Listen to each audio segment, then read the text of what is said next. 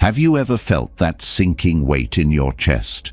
The one that whispers, "You're not good enough," even when the world around you is cheering for you. Maybe it was before a job interview, a big decision, or even just speaking up in a conversation. Self-doubt sneaks in quietly, like an uninvited guest who overstays their welcome. It clings to your thoughts, distorts your perception, and convinces you that you're smaller, weaker, or less capable than you truly are. It doesn't matter how successful you may seem to others, or how much you've achieved. Self-doubt has a way of finding cracks in your confidence. It loves to remind you of every mistake, every rejection, and every moment you fell short of your expectations. It turns those moments into proof that you'll never be enough. And here's the cruel trick. The louder that voice becomes, the more you hesitate, the more you shrink away from opportunities, and the more you start believing its lies. But here's the truth no one tells you. Self-doubt isn't your enemy. It's just a reflection of unhealed fears, past conditioning, and unrealistic standards you may have unknowingly inherited. And like every other emotion, self-doubt can be understood, managed, and transformed. You don't have to carry it like a permanent weight on your shoulders. Instead, you can learn to lighten that load and rediscover the quiet, steady confidence that's been waiting within you all along. There was a woman named Clara. She was like so many of us, smart, hard-working, and kind-hearted. From the outside, she had her life together, a stable job, a supportive circle of friends, and a long list of things she was proud of. But deep down, Clara carried a secret she rarely admitted to anyone, not even to herself. Every time she faced a challenge, whether it was speaking up at a meeting or sharing her creative ideas, her chest would tighten, her hands would sweat, and that same thought would echo in her mind. What if I fail? What if I'm not enough? Clara's self-doubt didn't come out of nowhere. It had been planted years ago, like a seed. As a child, she had a teacher who constantly compared her to others. "Why can't you be more like your classmates?" the teacher would say, even when Clara tried her best. At first, Clara brushed it off, but over time, she started to believe those words. She began to think that no matter how much effort she put in, she'd always fall short. That belief followed her into adulthood, quietly shaping how she saw herself. One day, Clara was invited to present an idea to her team, a project she had poured her heart into for months. It was her chance to shine, to show her creativity and leadership. But as the day of the presentation grew closer, so did the voice of her inner critic. "You're going to mess this up. You don't know what you're doing." They'll see right through you. Clara rehearsed her presentation a dozen times, but every time she practiced, her words felt clumsy, her thoughts scattered. The more she tried to prepare, the worse her anxiety became. On the morning of the meeting, she stood in front of the mirror, staring at her reflection, feeling the familiar weight pressing down on her chest. Part of her wanted to call in sick, to avoid the embarrassment of failing. She thought about how much easier it would be to let someone else take the spotlight. But then something surprising happened. Clara thought about all the hours she had spent on her project, all the obstacles she had overcome to get to this point. She thought about the people in her life who had encouraged her, who had seen her potential even when she couldn't. For the first time in a long time, she decided to question the voice of self-doubt instead of blindly accepting it. What if I can do this? That single thought was like a small crack of light breaking through a dark room. Clara took a deep breath, straightened her posture, and walked into that meeting. Her hands still trembled and her heart still raced, but she spoke with a quiet determination that surprised even herself. When she finished her presentation, her team didn't just applaud, they stood up, inspired by her vision and clarity. Later, as Clara reflected on the experience, she realized something important. The fear hadn't disappeared. She had still doubted herself. But in that moment, she chose to act anyway. She had learned to make space for her self-doubt without letting it control her. Clara's story isn't unique. It's all of us. Whether you're facing a big moment in life or simply trying to get through the day, self-doubt is something we all encounter. It doesn't care about your age, background, or achievements. It whispers the same fears into everyone's ear. You're not ready. You'll fail. You're not worthy. But here's the thing no one tells you. Self-doubt isn't an all-powerful force. It's just a voice. And like every voice, it can be challenged. It thrives on silence and avoidance, but the moment you start questioning it, its grip begins to loosen. Self-doubt often roots itself in our past, comments, experiences, or failures that left a mark on us. We carry those moments forward, allowing them to define how we see ourselves. But Buddhism teaches us something revolutionary.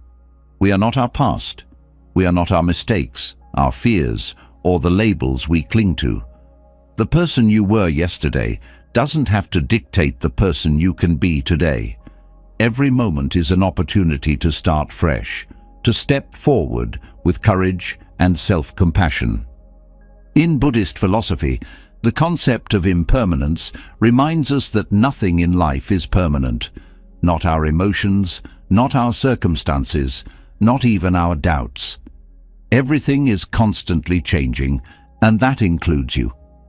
The version of yourself that feels stuck or uncertain isn't set in stone.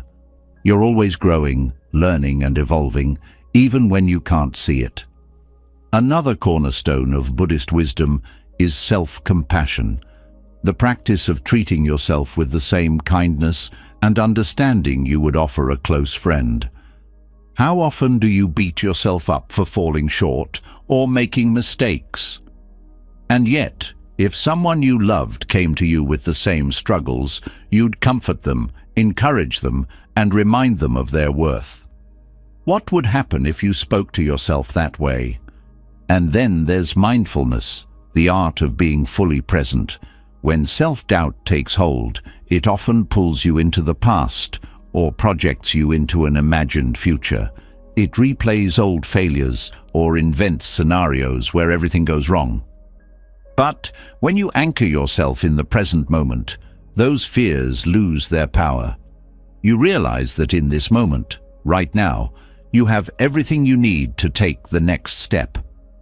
Here's the truth. Self-doubt will never disappear completely. It's part of being human, but you don't have to let it dictate your life.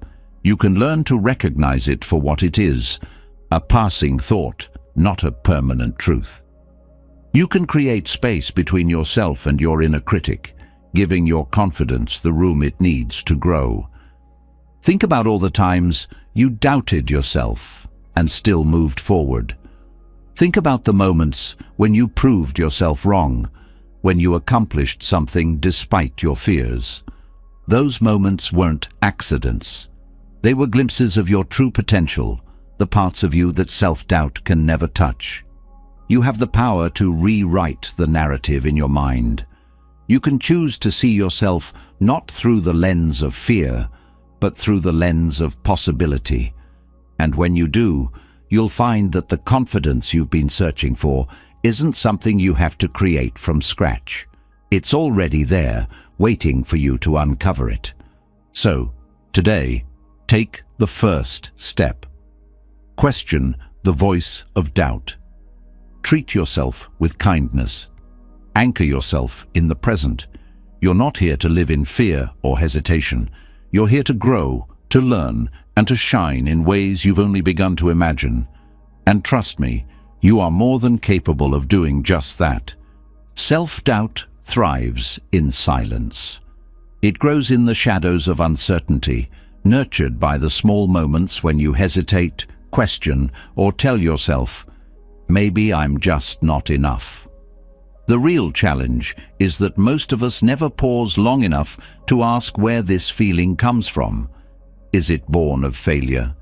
Is it the voice of someone who once doubted you and left their words carved into your mind?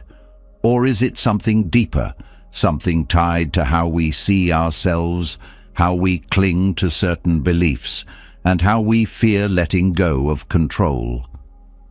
To move beyond self-doubt, we first need to understand its roots. Buddhist philosophy offers a path to uncovering the origins of this persistent inner voice. By exploring its connection to attachments, fear, and past conditioning, we gain not just clarity, but the tools to free ourselves from the weight of this struggle. Self-doubt is intricately tied to attachments. In Buddhism, attachments refer to the ways we cling to people, outcomes, and even ideas about ourselves. We attach our worth to our accomplishments, thinking that success will silence the doubt.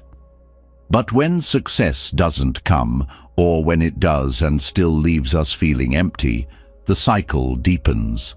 This attachment creates a fragile foundation for self-worth, one that crumbles under the slightest pressure. For example, when we equate our value with external achievements, like a promotion or recognition, we become dependent on those moments for validation. When they don't arrive, we spiral into self-doubt, questioning if we were ever worthy in the first place. Buddhist teachings show that true confidence arises not from attaching yourself to fleeting successes, but from letting go of the need for them altogether. Letting go doesn't mean you stop striving or caring.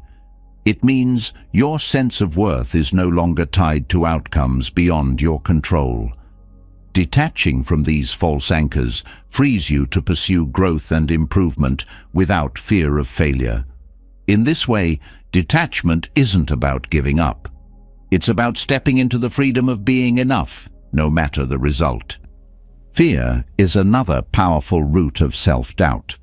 Buddhism teaches that fear often arises from a misunderstanding of the self and the world. When we fear failure, rejection, or judgment, it's because we see those experiences as definitive proof of who we are. We don't just fear failing a test, we fear being labeled a failure. This fear is deeply rooted in the illusion of permanence, the belief that one bad moment will define us forever. However, Buddhism reminds us that nothing is permanent, not even our mistakes or the labels we place on ourselves. A single failure is just that, a moment in time, not the totality of who you are. When you embrace the impermanence of all things, you begin to see fear for what it truly is, a fleeting emotion, not an unshakable truth. This perspective allows you to take risks and face challenges without the weight of self-doubt holding you back. Instead of fearing what could go wrong, you start to see every experience as a chance to grow and learn. Past conditioning is perhaps the most deeply ingrained source of self-doubt. The things we were told as children, the experiences we've had, and the societal standards we've absorbed all shape how we see ourselves. If you were criticized often, you might carry an internalized belief that you're never good enough. If you were constantly compared to others, you may feel like you're always falling short. These patterns run so deep that they become automatic, influencing your thoughts and actions without you even realizing it. Buddhism emphasizes the importance of awareness in breaking free from these patterns. By practicing mindfulness, you can begin to notice the thoughts and beliefs that arise without judging them or identifying with them. For example, when a thought like, "I'm not smart enough," appears, mindfulness allows you to see it as just a thought, not a fact. This small shift is incredibly powerful. It creates a space between you and your self-doubt, giving you the freedom to choose a different response. In addition to mindfulness, the Buddhist concept of karma provides insight into how past conditioning shapes our present. Karma isn't about punishment or reward. It's about cause and effect. The thoughts and actions you engage in repeatedly create mental habits, much like grooves on a well-worn path. If your mental habits are rooted in self-criticism and doubt, those grooves deepen, making it harder to think differently. But the good news is that these patterns are not fixed. By consciously choosing thoughts and actions that reflect self-compassion and confidence, you begin to carve new grooves, rewiring the way you respond to challenges. This process isn't easy. Letting go of attachments, facing your fears, and breaking free from past conditioning requires patience and effort. But Buddhism teaches that the journey itself is part of the transformation. Every step you take toward understanding the roots of your self-doubt brings you closer to the unshakable confidence that lies beneath it. For instance, consider the practice of metta, or loving-kindness meditation. This practice involves sending thoughts of compassion and goodwill to yourself and others. At first, it might feel awkward or even pointless, especially if you're used to being critical of yourself. But over time, metta helps to soften the harsh inner voice that fuels self-doubt. It reminds you that you are deserving of kindness, not because of what you've achieved, but simply because you exist. This shift in perspective is profound. It doesn't just counteract self-doubt, it transforms the way you see yourself entirely. Fear and doubt also thrive in isolation. When you keep your struggles hidden, they feel larger and more insurmountable. This is why Buddhist teachings emphasize the importance of Sangha, or community. Surrounding yourself with supportive, like-minded individuals provides both encouragement and perspective. It's easier to challenge your self-doubt when you're reminded that you're not alone in your struggles. Others can offer insights, share their experiences, and help you see your strengths when you're unable to see them yourself. Buddhism invites you to explore the concept of anatta, or non-self. This teaching challenges the idea that you are a fixed, unchanging identity. Instead, it suggests that you are a dynamic, ever-evolving being, shaped by countless factors but not limited by any of them. When you let go of the need to define yourself, whether as successful, smart, or even confident, you free yourself from the burden of living up to those labels. You no longer have to prove your worth, because your worth isn't something that can be measured or taken away. The journey to understanding and overcoming self-doubt isn't about erasing it completely. Doubt will still arise from time to time, but it doesn't have to control you. By recognizing its roots and applying Buddhist teachings, you can transform it into a tool for growth rather than a barrier to success.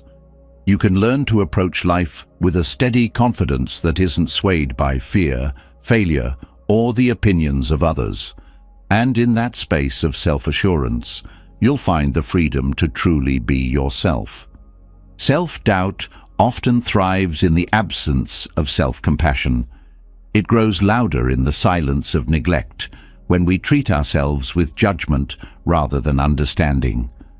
As we explored the roots of self-doubt, a deeper truth emerges. Overcoming this inner battle isn't just about recognizing where it comes from. It's about learning to respond to it with gentleness. The antidote to the inner critic is not force or suppression, but love. And here lies the transformative power of self-compassion, a concept beautifully embodied in the Buddhist practice of metta, or loving-kindness meditation. Self-compassion doesn't ask for perfection. It doesn't demand that you fix everything about yourself or silence every critical thought immediately. Instead, it invites you to pause, soften, and hold space for yourself in a way that you may have never done before. It's about recognizing that the harsh words you direct inward, those "you're not good enough" moments, don't define your worth. They are simply echoes of your past, fears trying to protect you, even if misguidedly. Loving-kindness meditation is a practice that turns this concept into action. It begins with a simple intention: to cultivate warmth and goodwill toward yourself and others. The beauty of metta lies in its accessibility. You don't need years of meditation experience or a deep understanding of Buddhist philosophy to begin. All you need is a willingness to approach yourself with kindness, even if it feels unnatural at first. This is because self-compassion, like any skill, takes practice. But the more you engage with it, the more you begin to rewrite the narratives of self-doubt that have kept you stuck. The process often begins with offering kindness to yourself. This can feel strange or even uncomfortable, especially if you're used to being critical. For many, the hardest part of metta is extending loving kindness inward.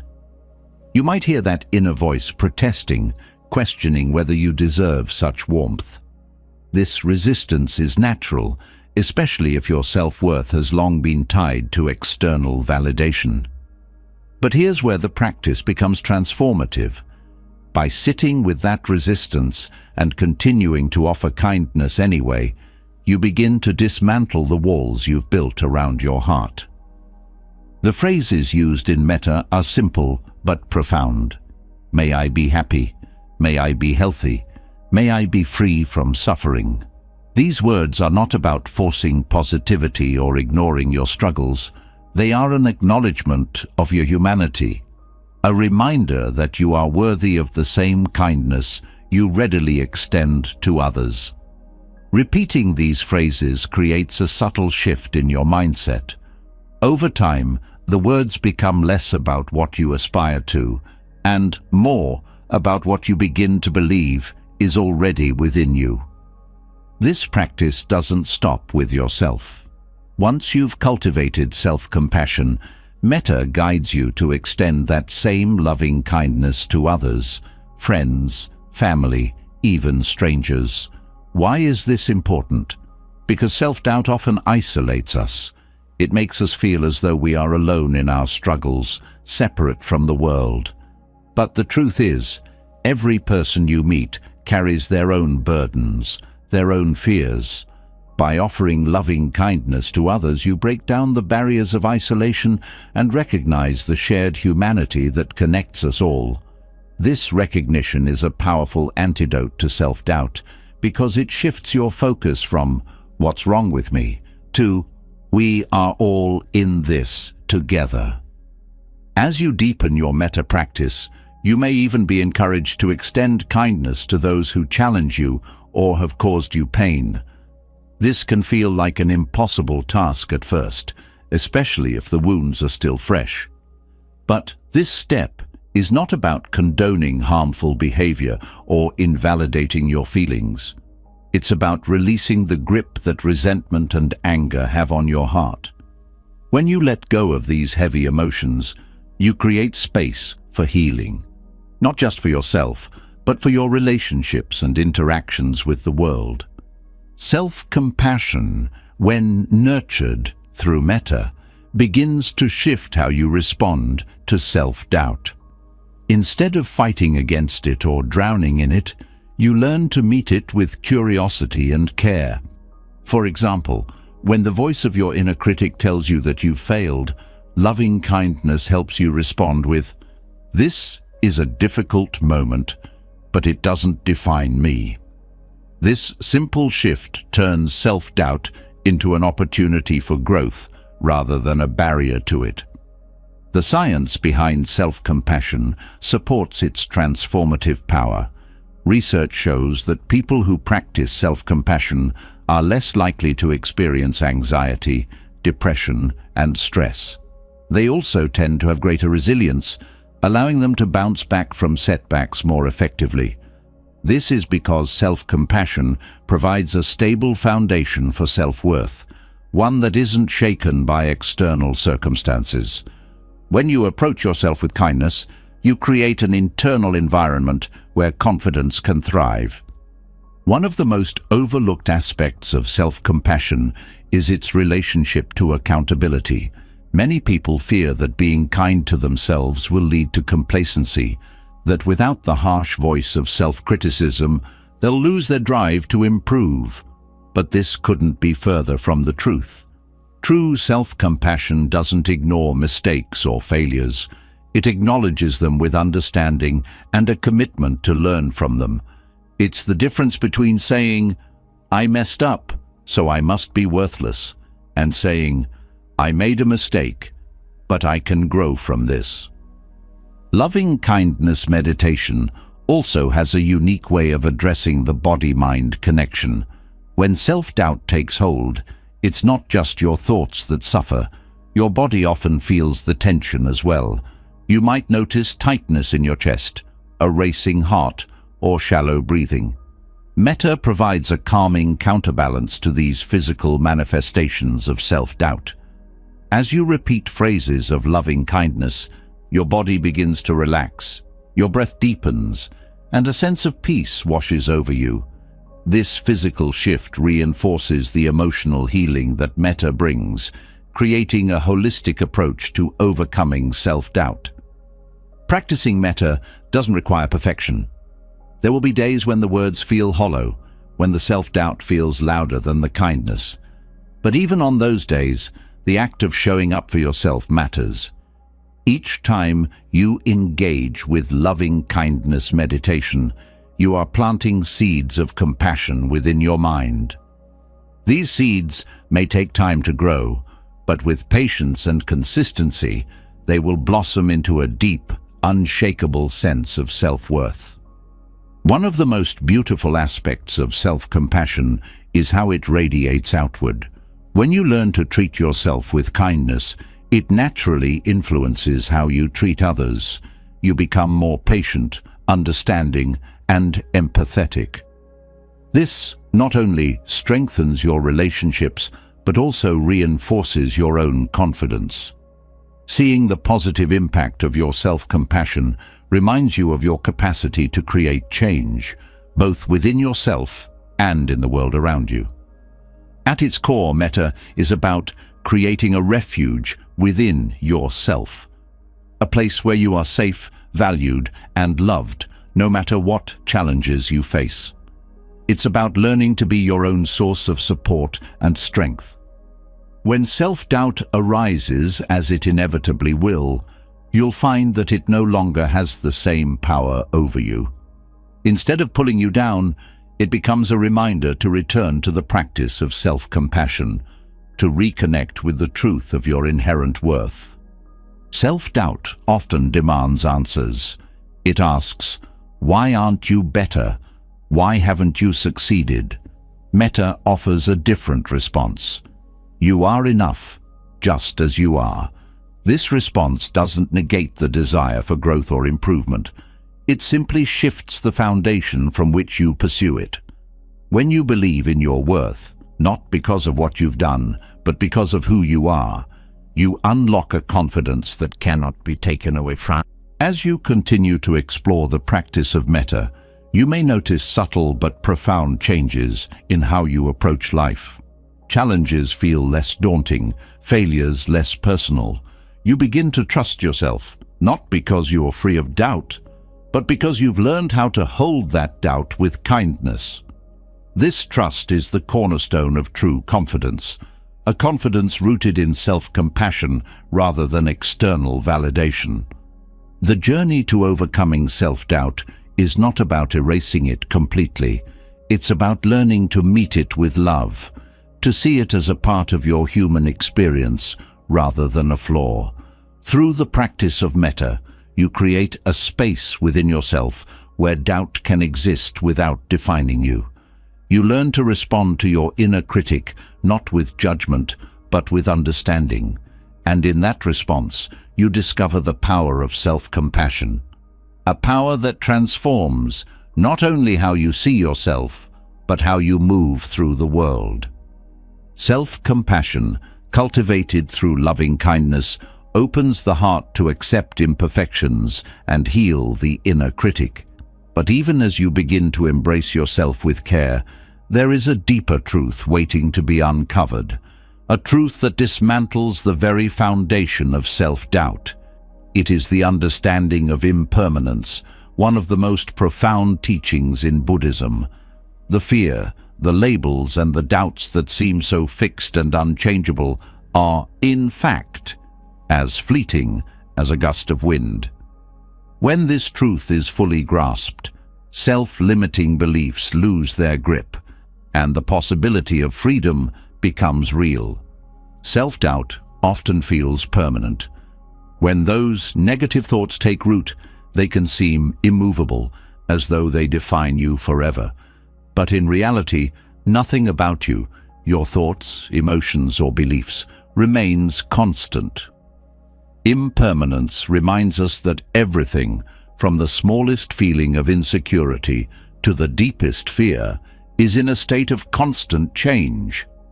This insight is both liberating and transformative, because it shows that even the heaviest self-doubt is temporary. Negative self-perceptions thrive on the illusion of permanence. When you tell yourself, "I'll always fail," or "I've never been good at this," you're attaching a sense of finality to a passing moment. These thoughts often stem from specific experiences: a failed test, a difficult relationship, or a criticism from the past. Over time, those experiences harden into beliefs, shaping how you see yourself. But impermanence teaches that these moments do not define the entirety of who you are. Just as a river changes with every passing second, so too does your identity, shaped and reshaped by each new experience. When you understand impermanence, you begin to see that clinging to self-limiting beliefs is like holding onto a handful of sand. The tighter your grip, the more it slips through your fingers.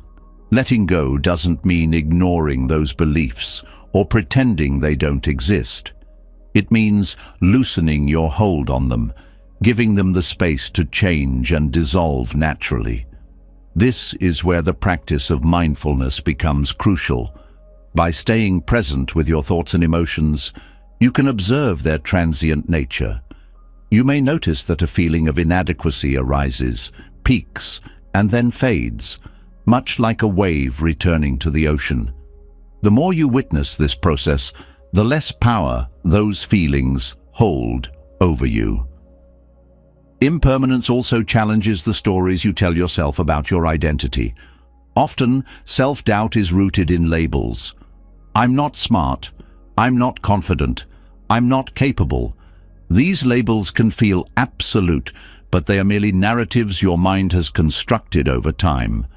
Buddhism encourages you to question these narratives and see them for what they are: temporary constructs, not eternal truths. For example, if you once struggled in a public speaking situation, your mind might label you as bad at public speaking. But that single event doesn't account for your potential to grow, learn, and improve. When you embrace impermanence, you realize that you're not confined by these labels. You are a dynamic being, constantly evolving and capable of change. Letting go of negative self-perceptions also means releasing attachment to outcomes. Self-doubt often arises when you tie your worth to specific results: getting a promotion, achieving perfection, or receiving validation from others. These outcomes become benchmarks against which you measure your value. But impermanence reveals the futility of this attachment, because no outcome, no matter how desirable, can provide lasting satisfaction. The moment you achieve one goal, another takes its place, and the cycle of self-doubt begins anew. By letting go of this attachment, you free yourself to pursue growth for its own sake, without the burden of needing to prove anything. Understanding impermanence shifts your perspective on failure. Failure is often seen as a reflection of your inadequacy, a sign that you're not capable or deserving. But when viewed through the lens of impermanence, failure becomes just another moment in the ever-changing flow of life. It's not a final judgment on your abilities. It's a stepping stone, a temporary experience that offers lessons and opportunities for growth. When you stop clinging to the idea that failure defines you, you open yourself to new possibilities and take risks without fear. Another powerful aspect of impermanence is how it transforms your relationship with fear. Fear often feeds on the belief that difficult emotions or situations will last forever. When you feel overwhelmed by self-doubt, it can seem like you'll never escape its grip. But impermanence reminds you that all emotions, even the most intense ones, are temporary. They rise, they fall, and they eventually pass. This understanding allows you to face fear with courage, knowing that it won't last forever and that you have the strength to endure it. Practicing gratitude is one way to anchor yourself in the reality of impermanence. Gratitude shifts your focus from what you lack to what you have, reminding you of the abundance in your life that is often taken for granted. It helps you appreciate the transient nature of joy and beauty, encouraging you to cherish the present moment instead of getting lost in self-doubt. When you recognize that even your struggles are temporary, you can approach them with a sense of curiosity rather than dread, finding value in the lessons they offer. The Buddhist teaching of non-attachment also plays a crucial role in releasing self-doubt. Non-attachment doesn't mean detachment or indifference. It means letting go of the need to control or cling to specific outcomes, identities, or beliefs. For example, if you attach your self-worth to being perfect, any mistake or failure can trigger intense self-doubt. But when you practice non-attachment, you learn to see mistakes as part of the human experience rather than a reflection of your worth. This perspective creates a sense of freedom, allowing you to embrace your imperfections without fear or judgment. Impermanence also invites you to cultivate a beginner's mind, a mindset of openness and curiosity. Self-doubt often arises when you approach situations with rigid expectations or assumptions about yourself. A beginner's mind, on the other hand, allows you to see each moment as new and full of potential. It encourages you to let go of past judgments and approach challenges with a sense of exploration. This mindset not only reduces self-doubt, but also fosters resilience and creativity, enabling you to navigate life's uncertainties with confidence. In the context of relationships, impermanence helps you release the need for external validation. Many people struggle with self-doubt because they seek approval from others to feel worthy. But no amount of external validation can provide lasting confidence because it is subject to change. People's opinions, like all things, are impermanent. When you base your self-worth on something so unstable, you set yourself up for constant insecurity. By recognizing this, you can shift your focus inward and cultivate a sense of self-worth that is independent of others' approval. Impermanence also encourages self-forgiveness. Holding on to guilt or shame for past mistakes is a common source of self-doubt. These emotions linger because you attach a sense of permanence to them, believing that your past actions define who you are. But when you understand that everything is constantly changing, including your capacity for growth and redemption, self-forgiveness becomes possible. You can acknowledge your mistakes, learn from them, and let them go, freeing yourself from the weight of the past. Meditation is a powerful tool for integrating the understanding of impermanence into your daily life. Through meditation, you can observe the constant flow of thoughts, emotions, and sensations, gaining direct insight into their transient nature. This practice helps you detach from negative self-perceptions and develop a sense of equanimity, a calm, balanced state of mind that remains steady even in the face of self-doubt. Over time, this equanimity becomes a source of inner strength, allowing you to navigate life's challenges with grace. Ultimately, impermanence offers a path to freedom. It frees you from the illusion that your self-doubt, fears, or failures are fixed and unchangeable.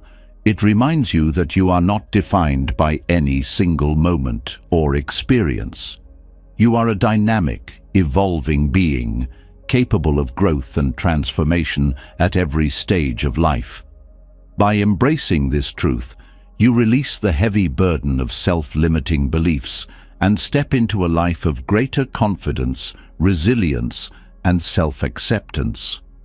This understanding doesn't just change how you see yourself, it changes how you move through the world with a sense of freedom and possibility that was always waiting to be discovered.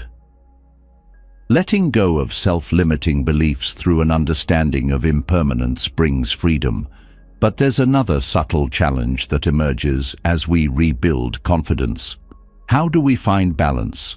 How do we embrace self-confidence without tipping into arrogance or falling back into insecurity? The answer lies in the middle way, a core principle of Buddhism that guides us toward harmony in all aspects of life. This is not about extremes, but finding the delicate balance that nurtures self-trust while remaining grounded in humility. Self-confidence, when rooted in balance, feels steady and authentic. It is neither the overinflated bravado of arrogance nor the shrinking hesitation of self-doubt. Arrogance arises when we cling to an inflated sense of self, often as a shield to protect deeper insecurities. On the other hand, insecurity stems from the belief that we are less than others, defined by our perceived flaws or failures. The middle way teaches us to transcend these extremes by embracing our inherent worth without attaching it to external validation or false pride. Walking this path begins with self-awareness. Arrogance and insecurity are often two sides of the same coin, both rooted in attachment to the self. When you identify too strongly with your successes or failures, you distort your view of who you are. The middle way invites you to see yourself clearly, as you truly are, an evolving being with strengths and weaknesses, deserving of neither self-aggrandizement nor self-criticism. This perspective creates space for authentic confidence, unshaken by the highs or lows of life. One of the key teachings of the middle way is equanimity, the ability to remain centered regardless of external circumstances. Equanimity allows you to approach praise and criticism with the same calm steadiness. Instead of letting compliments inflate your ego or negative feedback crush your spirit, you can evaluate them with clarity. This doesn't mean ignoring feedback, but rather recognizing that neither praise nor criticism defines your worth. When you cultivate equanimity, you develop the resilience to navigate life's ups and downs without losing your balance. Humility is another cornerstone of the middle way. True humility isn't about diminishing yourself or denying your accomplishments. It's about understanding that your worth is not greater or lesser than anyone else's. This perspective shifts your focus from comparison to connection. Instead of competing with others or measuring yourself against their successes, you begin to see everyone as part of the same shared journey. This sense of interconnectedness not only fosters compassion, but also reinforces a balanced sense of self. Practicing mindfulness is essential for maintaining balance. Mindfulness helps you recognize when you're leaning too far toward arrogance or insecurity. For example, if you notice thoughts like, "I'm better than them," or "I'm not good enough," mindfulness allows you to step back and examine those thoughts without identifying with them. By observing your inner dialogue with curiosity rather than judgment, you can redirect your focus toward a more balanced perspective. Gratitude also plays a significant role in walking the middle way. Arrogance often stems from taking credit for everything good in your life, while insecurity arises from focusing solely on what's missing. Gratitude helps you see the full picture. It reminds you that your successes are not yours alone. They are the result of effort, support, and circumstances coming together. At the same time, gratitude helps you appreciate your strengths and acknowledge your progress, countering the pull of self-doubt. The middle way also teaches the importance of intention. Arrogance often arises from seeking validation, while insecurity stems from fearing judgment. When your actions are guided by genuine intentions rather than a desire to impress or avoid criticism, you free yourself from the extremes of ego and self-doubt. For example, when you speak up in a meeting, do you do so to assert your superiority or because you genuinely believe your input adds value? By aligning your actions with authentic intentions, you stay grounded in confidence without slipping into arrogance. Compassion for yourself and others is another key aspect of the middle way. Arrogance can make you dismissive of others' struggles, while insecurity can make you overly harsh toward your own. Compassion bridges this gap by encouraging you to approach both yourself and others with kindness. When you recognize that everyone, including yourself, is navigating challenges, it becomes easier to let go of judgment and embrace balance. Letting go of comparison is critical for walking the middle way. Whether you're comparing yourself to others out of pride or self-doubt, the result is the same: disconnection from your own path.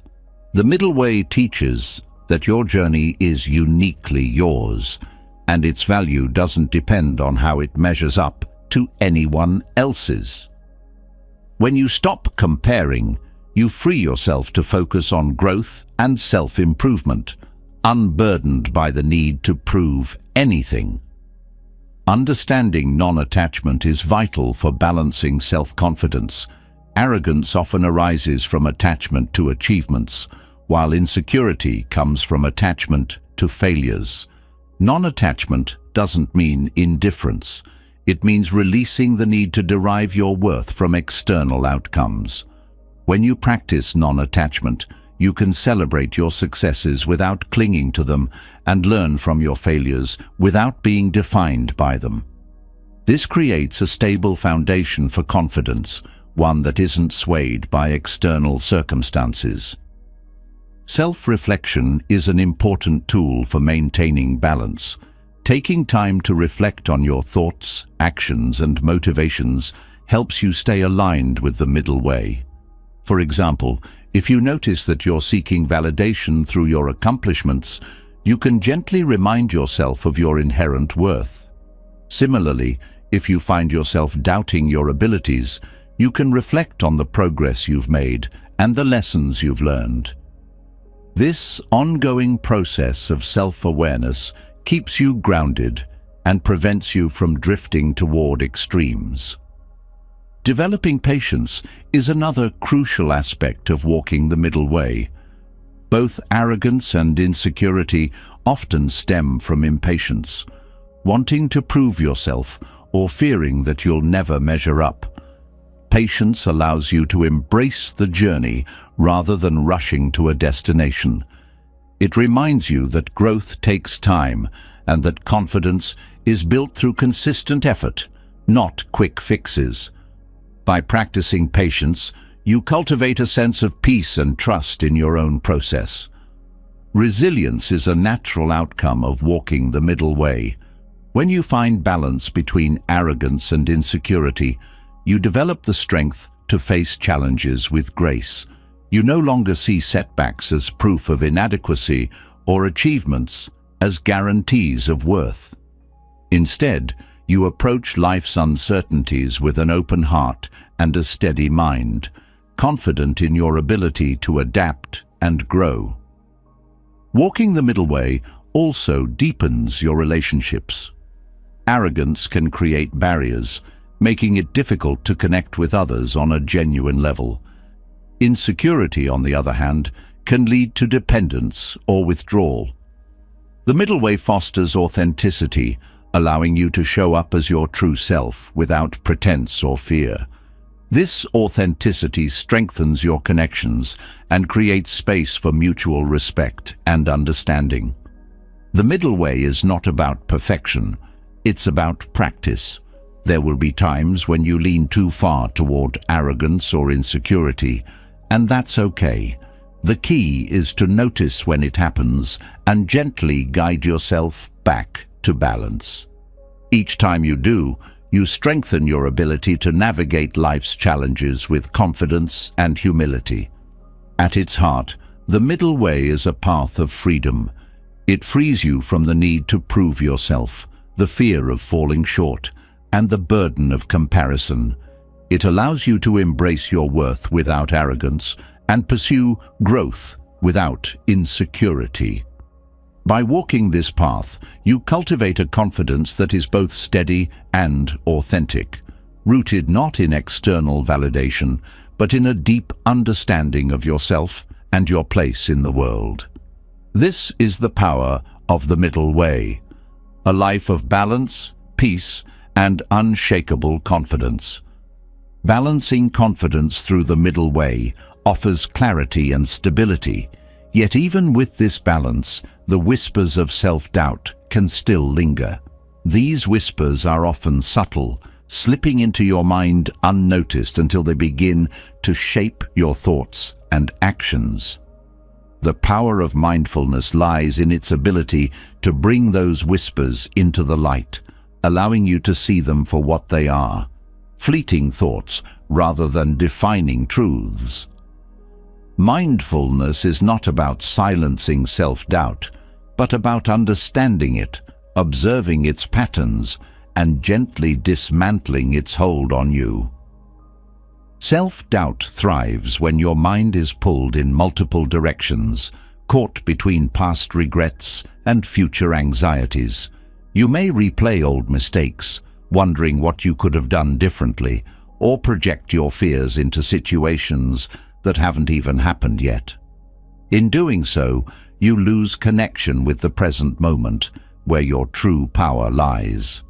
Mindfulness offers a way back to the present, where clarity replaces confusion and self-doubt begins to lose its grip. At its core, mindfulness is the practice of paying attention to the present moment with openness and curiosity. It invites you to step out of the mental noise and observe your thoughts without judgment. This is a radical shift for many people, especially if you're used to fighting or suppressing your self-doubt. Instead of battling with those thoughts, mindfulness teaches you to simply notice them. You may realize, for instance, that a self-critical thought often arises after a challenging situation or during moments of vulnerability. This awareness is the first step toward dismantling its power. When you practice mindfulness, you create space between yourself and your thoughts. Without mindfulness, it's easy to believe that every self-critical thought is true. You might hear the inner voice saying, "You'll never succeed," and take it as a fact rather than a passing judgment. Mindfulness helps you step back and recognize that these thoughts are just mental events. They don't define you. By observing your thoughts with curiosity, you begin to see patterns in how self-doubt manifests. Perhaps it's triggered by specific situations, like public speaking or taking on a new challenge. This insight allows you to address the root causes of your doubt, rather than being consumed by it.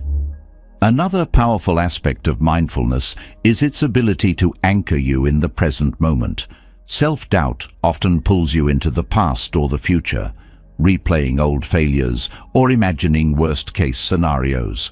But in the present moment, those fears lose their power.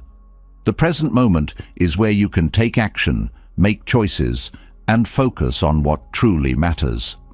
Mindfulness helps you redirect your attention to what is within your control right now, breaking the cycle of rumination and worry that fuels self-doubt.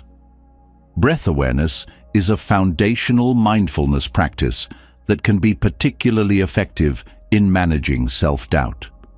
The breath is always with you, serving as a steady anchor when your mind feels scattered. By focusing on the rhythm of your breath, you create a point of stability amidst the chaos of self-critical thoughts. When doubt arises, taking a few slow, deep breaths can help you ground yourself and regain perspective. This simple practice not only calms the mind, but also signals to your nervous system that it's safe to let go of fear and tension. Mindfulness also invites you to explore the sensations in your body, which are often overlooked when dealing with self-doubt. When doubt takes hold, it's not just a mental experience, it's physical too. You might feel a tightness in your chest, a knot in your stomach, or a heaviness in your shoulders. By tuning into these sensations, you can begin to understand how self-doubt manifests in your body. This awareness allows you to release tension and create a sense of ease, helping you respond to self-doubt with compassion rather than resistance. Self-doubt often thrives in silence, growing stronger when you avoid facing it. Mindfulness encourages you to meet your doubt head-on, not with force, but with curiosity. What does it feel like? What thoughts accompany it? What stories are you telling yourself? This process of inquiry helps you uncover the underlying beliefs that fuel your self-doubt. For instance, you might discover that your doubt stems from a fear of judgment or a need for perfection. Once these beliefs come into the light, you can begin to question their validity and loosen their hold on you. One of the most transformative aspects of mindfulness is its ability to cultivate self-compassion. As you become more aware of your self-critical thoughts, you may also notice a tendency to judge yourself for having them. Mindfulness teaches you to approach these moments with kindness instead of criticism. When doubt arises, instead of saying, "Why can't I just be more confident?" you can say, "This is a moment of struggle, and that's okay." This simple shift creates a space for healing and growth, allowing you to move forward without the weight of self-judgment. Mindfulness also helps you develop a more realistic perspective on your thoughts. Without mindfulness, it's easy to fall into the trap of catastrophizing, blowing small doubts or fears out of proportion. For example, a single mistake at work might lead you to believe that you're incompetent or that your career is doomed.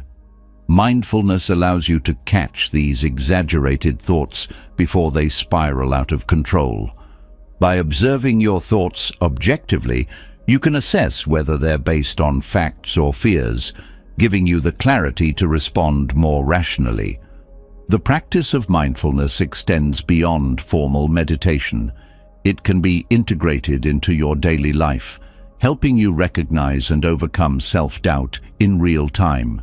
For example, when you notice self-critical thoughts arising during a meeting, you can take a moment to pause, breathe, and refocus on the task at hand. This practice of pausing helps you interrupt the cycle of doubt before it takes over, allowing you to stay present and engaged. Gratitude is another powerful mindfulness practice that counteracts self-doubt.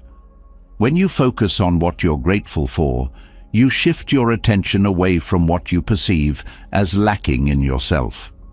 Gratitude helps you recognize the strengths, opportunities, and support that already exist in your life. This perspective not only boosts your confidence, but also reminds you that self-doubt is not the whole story. It's just one part of a much larger picture.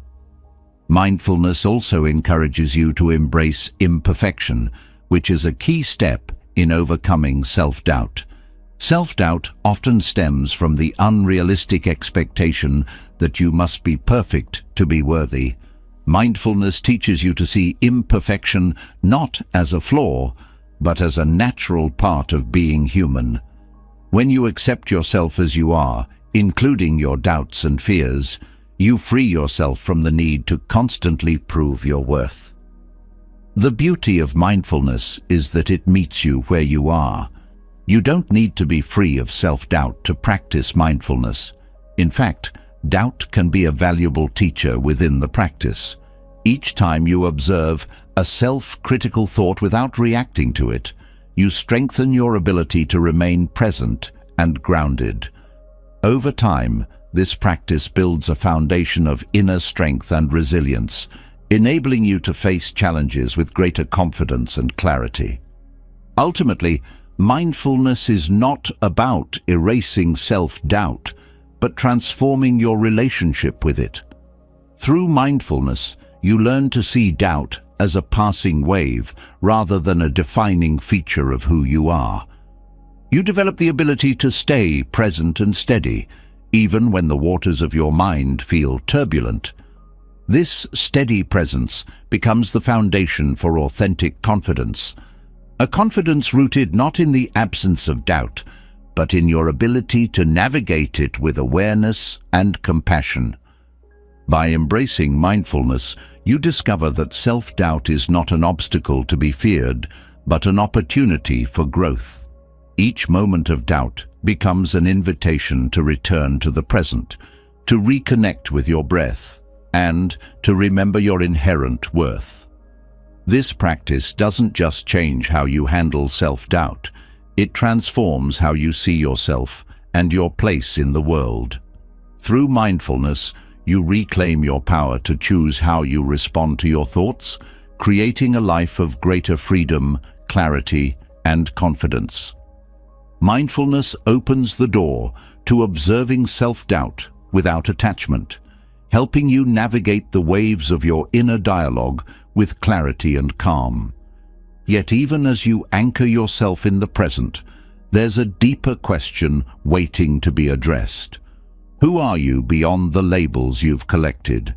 The world is quick to assign titles: success, failure, worthy, unworthy, and over time, these labels can become cages, limiting how you see yourself. Detaching from these labels is not about denying your experiences, but about reclaiming the freedom to define yourself beyond fleeting moments of triumph or defeat. Labels often feel absolute, shaping the way you interact with the world. When you succeed, you might feel validated, carrying the label of capable or talented, but when failure comes, as it inevitably does, those labels can flip, leaving you feeling unworthy or broken. This back and forth creates an unstable foundation for self-worth, one tied entirely to external outcomes. Buddhist principles of detachment offer a path out of this cycle, reminding you that who you are is not defined by the labels the world gives you, or the ones you give yourself. The first step in detaching from labels is recognizing how they form. Often, labels arise from isolated events, a single success that leads to the label of winner, or a single mistake that results in being branded a failure. Over time, these moments are strung together to create a narrative about who you are. But these narratives are incomplete. They focus on specific fragments of your life while ignoring the broader, ever-changing reality of your existence. When you identify too strongly with these labels, you lose sight of the truth that you are far more complex than any single word can capture. Detachment from labels doesn't mean dismissing your achievements or struggles. Instead, it means loosening the grip these labels have on your identity. For instance, if you define yourself as successful, what happens when you face a setback? The attachment to success can make failure feel catastrophic, as though it erases your worth entirely. But when you detach from the label, you can see the setback for what it truly is: a momentary experience, not a reflection of your value. This perspective allows you to move forward without the weight of self-judgment. Similarly, detaching from negative labels frees you from the burden of self-criticism. When you label yourself as not good enough or incapable, those words become self-fulfilling prophecies, influencing your actions and limiting your potential. Detachment allows you to challenge these labels, asking whether they truly reflect who you are or if they're merely echoes of past experiences. By questioning the validity of these labels, you begin to reclaim the power to define yourself on your own terms. Buddhism teaches that attachment to labels stems from the illusion of permanence. Labels feel fixed, as though they define you forever, but in reality, they are as impermanent as any other aspect of life. Your identity is not a static object. It's a dynamic process, shaped by countless experiences, choices, and interactions. Recognizing this impermanence allows you to let go of rigid definitions and embrace the fluidity of your existence. You're not your past mistakes, nor are you confined to your past successes. You're constantly evolving, and no single label can capture the entirety of who you are. Another key teaching in Buddhism is the concept of non-self, or anatta, which challenges the idea of a fixed, unchanging identity. When you attach yourself to labels, you create a false sense of self, as though you can be neatly categorized into a single word or phrase. But the truth is, there is no singular self to define. You are a collection of experiences, thoughts, and emotions, all flowing together in a continuous process of change. This understanding helps you see labels for what they are: temporary constructs, not eternal truths. Detachment from labels also transforms your relationship with others.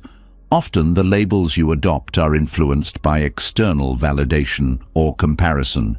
You might feel proud when someone praises you as smart or talented, but you might also feel inadequate when you perceive others as more accomplished.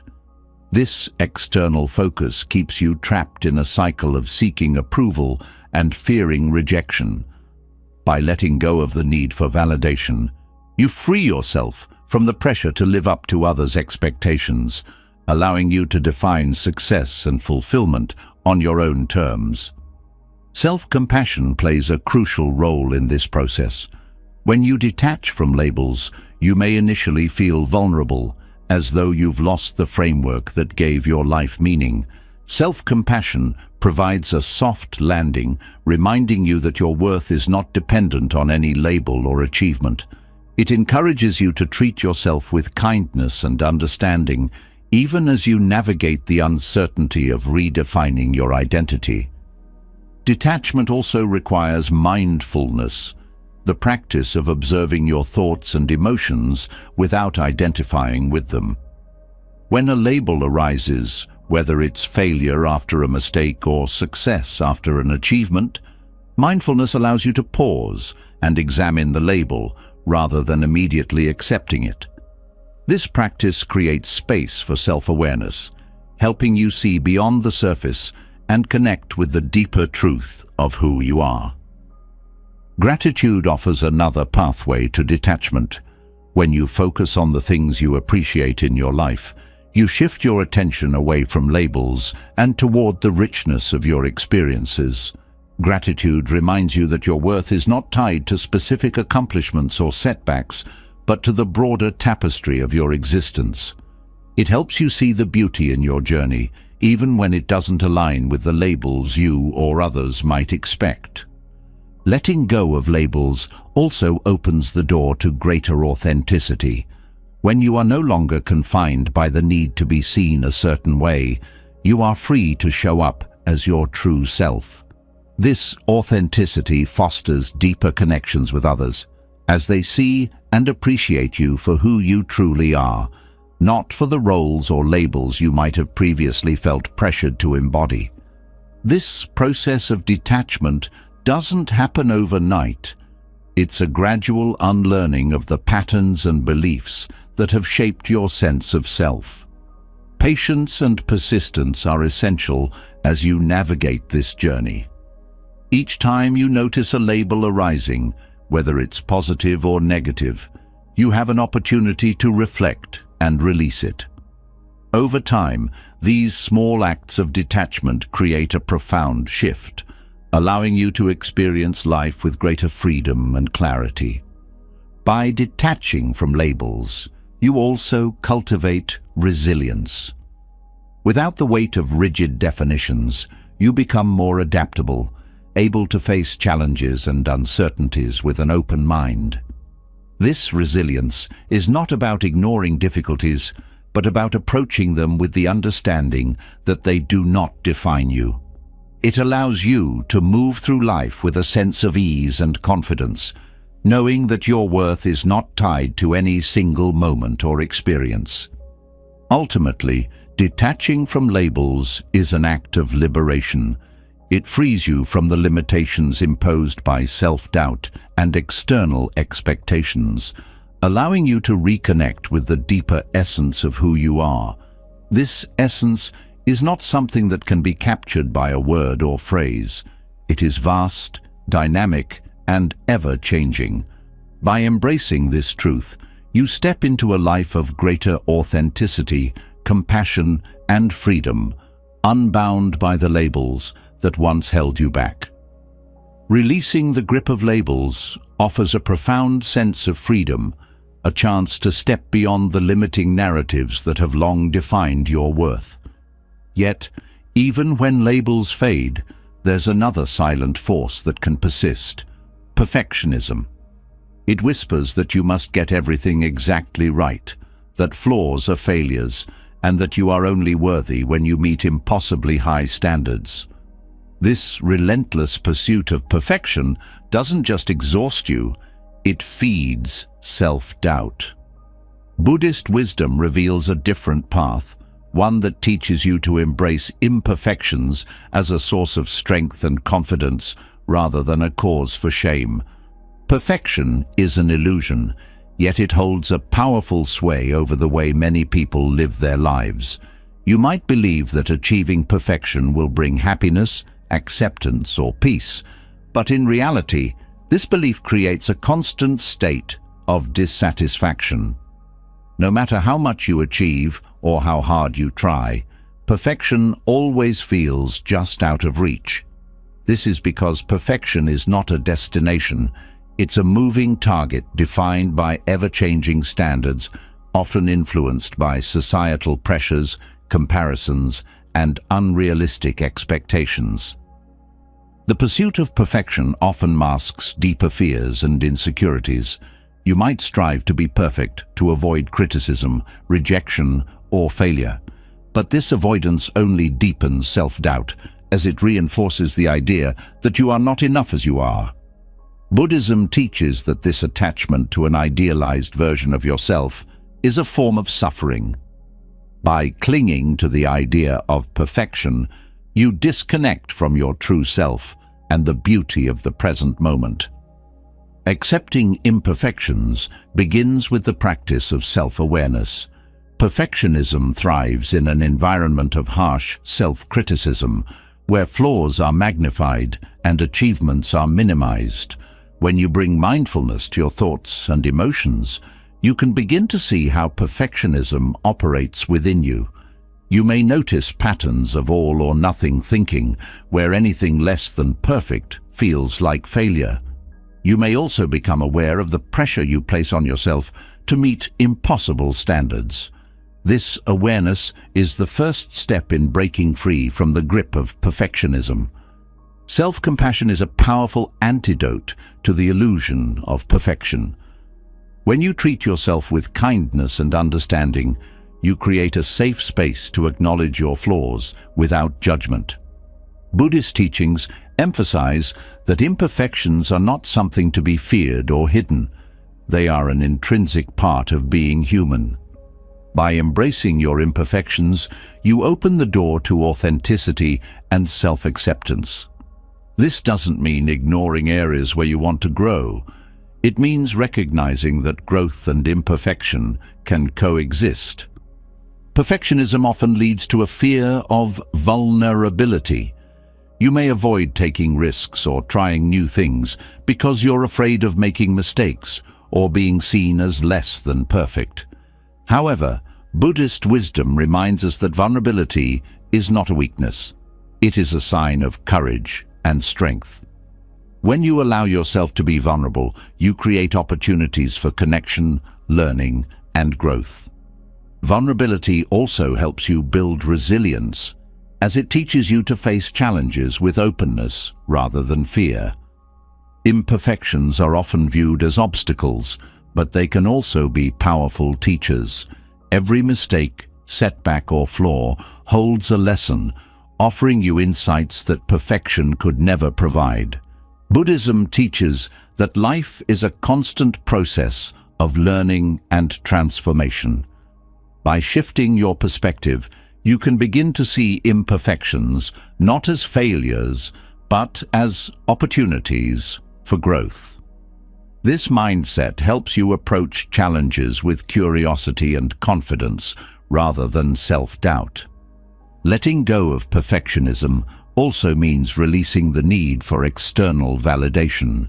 Perfectionists often seek approval from others, basing their self-worth on how they are perceived. This creates a fragile sense of confidence that can easily be shaken by criticism or rejection. Buddhist principles of non-attachment teach that true confidence comes from within, not from the opinions of others. When you detach from the need for validation, you free yourself to live authentically, guided by your own values rather than external expectations. Another key aspect of overcoming perfectionism is practicing gratitude. Perfectionism focuses on what is lacking, highlighting flaws and shortcomings. Gratitude shifts your attention to what is already present, helping you appreciate your strengths, achievements, and the progress you've made. This doesn't mean ignoring areas for improvement. It means recognizing that you are enough as you are, while still striving for growth. Gratitude fosters a sense of contentment and confidence, allowing you to move forward without the weight of perfectionism. Perfectionism often creates a fear of failure, which can paralyze you and prevent you from taking action. Buddhism encourages a different approach, embracing failure as an inevitable and valuable part of life. Failure is not a reflection of your worth, but a natural outcome of effort and risk-taking. Each failure brings with it a lesson, helping you refine your skills, expand your perspective, and build resilience.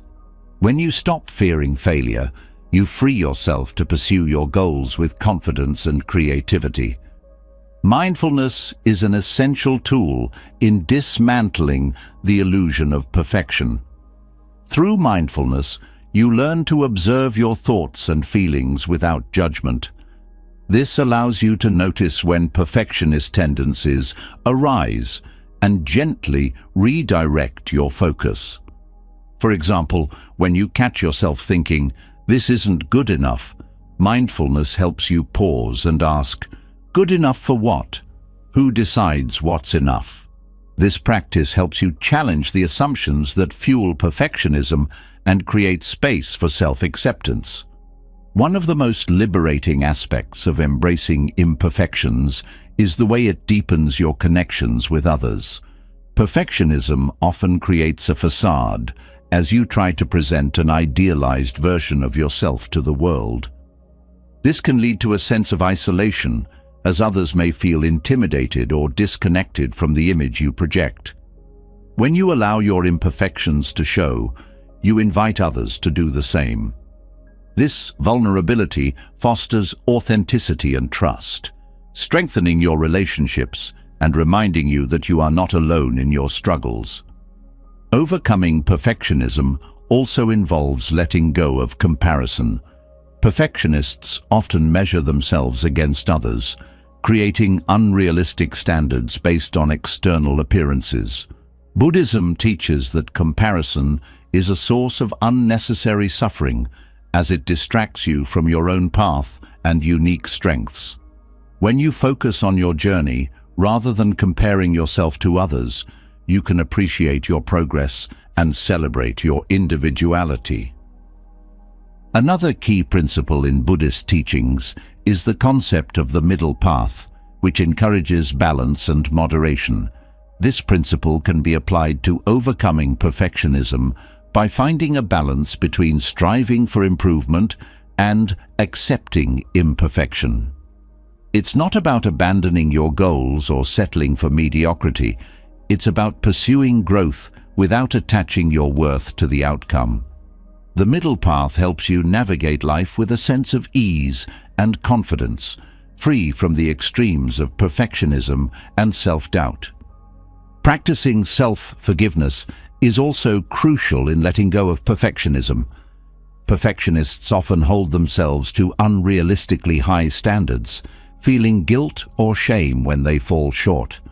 Self-forgiveness allows you to release these feelings and move forward with compassion. It reminds you that making mistakes is part of being human and that your worth is not diminished by your imperfections. By embracing your imperfections, you also cultivate a sense of humility. Humility is not about downplaying your strengths or achievements. It's about recognizing that you are part of a larger whole. This perspective helps you let go of the ego-driven need to be perfect and instead focus on contributing to the greater good. Humility fosters a sense of interconnectedness, reminding you that everyone is on their own journey of growth and learning. Ultimately, embracing imperfections is an act of liberation. It frees you from the endless pursuit of unattainable standards, allowing you to focus on what truly matters. It creates space for authenticity, connection, and growth, helping you build confidence that is grounded in self-acceptance rather than perfection. Through Buddhist wisdom, you learn to see imperfections not as barriers, but as stepping stones on the path to a more fulfilling and confident life.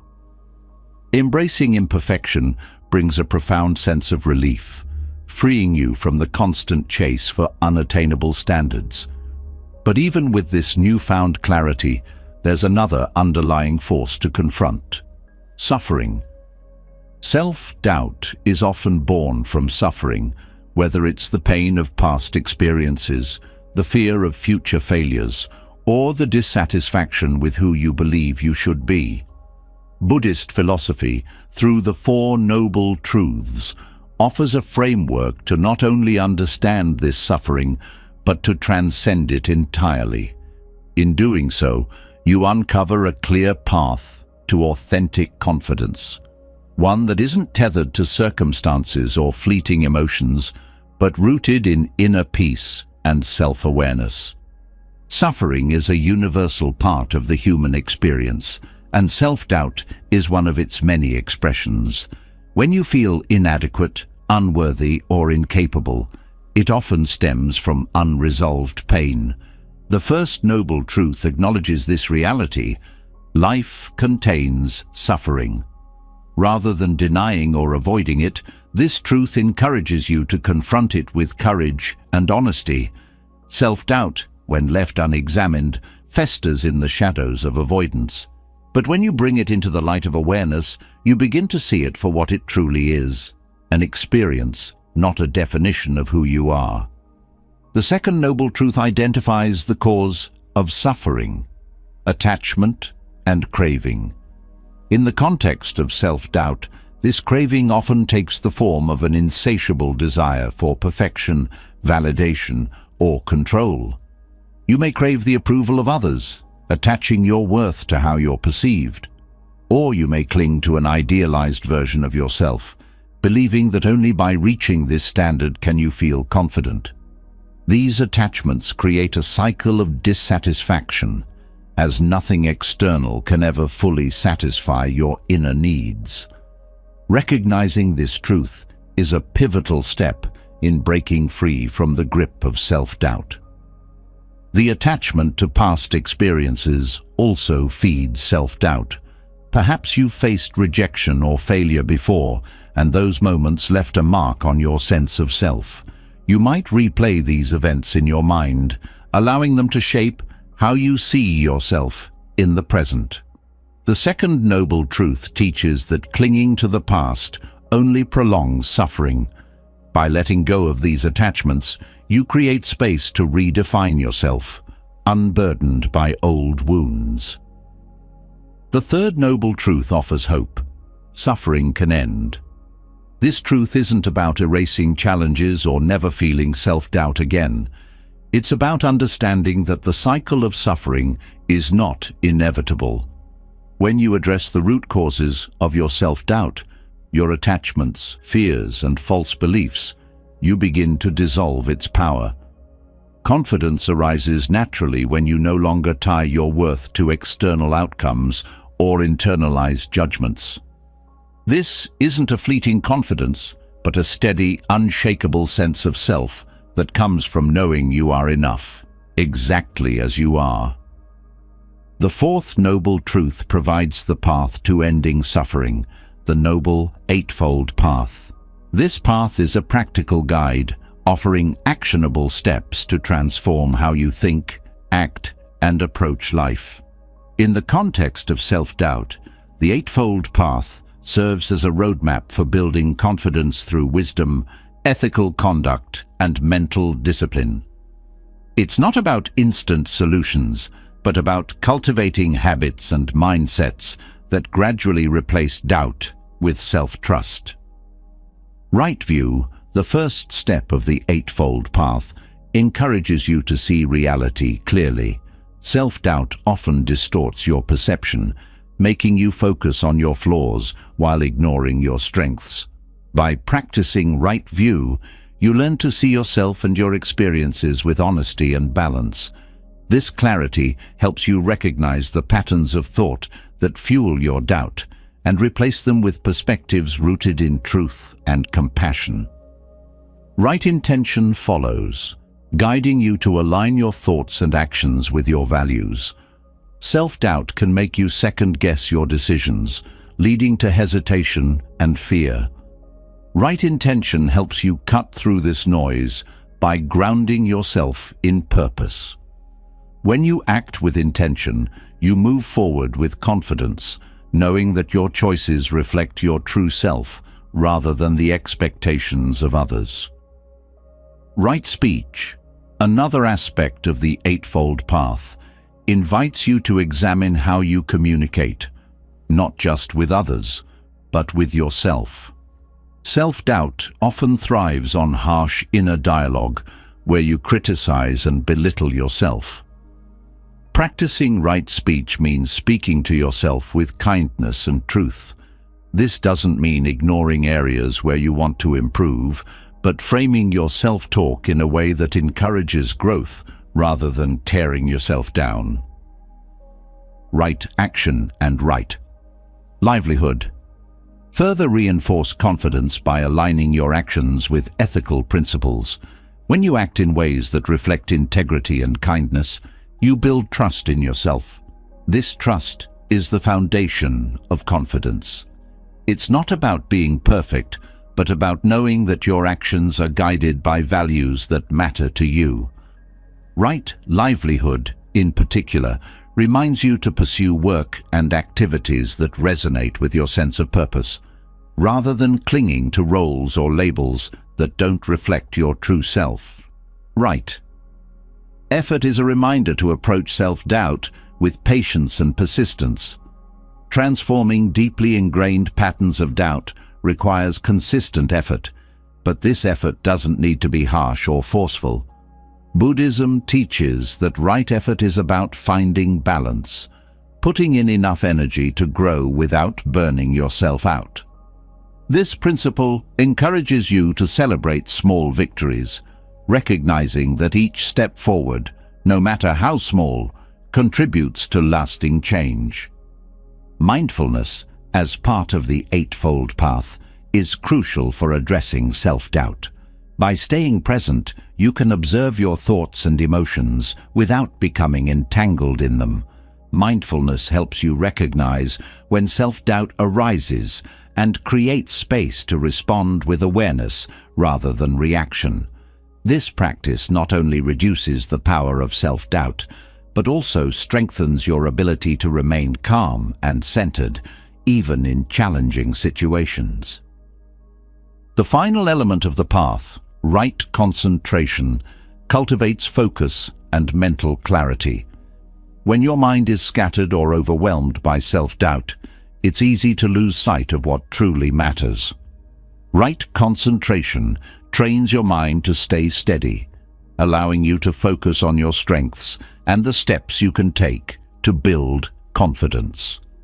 This practice doesn't eliminate doubt entirely, but equips you with the tools to navigate it with resilience and grace.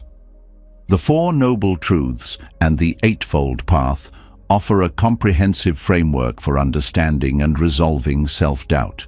They teach that self-doubt is not an inherent part of who you are, but a condition that arises from specific causes.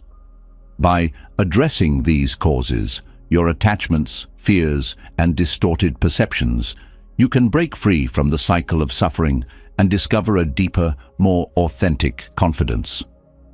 This journey requires patience and self-compassion. There will be moments when self-doubt resurfaces, but each time it does, you have an opportunity to apply the wisdom of the Four Noble Truths.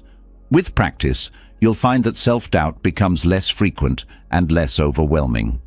In its place, you'll cultivate a sense of inner peace and self-trust that remains steady, no matter what challenges arise. Understanding and applying the Four Noble Truths doesn't just help you overcome self-doubt. It transforms the way you relate to yourself and the world. You begin to see challenges not as obstacles, but as opportunities for growth. You recognize that your worth is not tied to achievements or failures, but is inherent and unchanging. This perspective frees you to live with greater confidence, authenticity, and joy, fully embracing the path to self-discovery and self-acceptance. Understanding the root causes of self-doubt through the Four Noble Truths brings clarity and a path to resolve the suffering it creates. But knowledge alone is not enough. Transformation happens through action. Every thought, every decision, and every step you take shapes the life you experience. This is where the concept of karma intertwines with mindful action. Karma, often misunderstood, is not about punishment or reward, but about the natural consequences of your intentions and actions. By aligning your actions with mindfulness and purpose, you not only influence your external circumstances, but also build the inner strength necessary to quiet self-doubt and foster unshakable self-belief. At its core, karma teaches that actions have consequences. This isn't limited to grand decisions or life-altering events. Even the smallest actions carry weight. Each choice, no matter how small, ripples outward, shaping not only the world around you, but also your perception of yourself. When you act with mindfulness, you create a positive cycle of intentionality and confidence. Mindless actions, on the other hand, often lead to chaos and uncertainty, reinforcing self-doubt.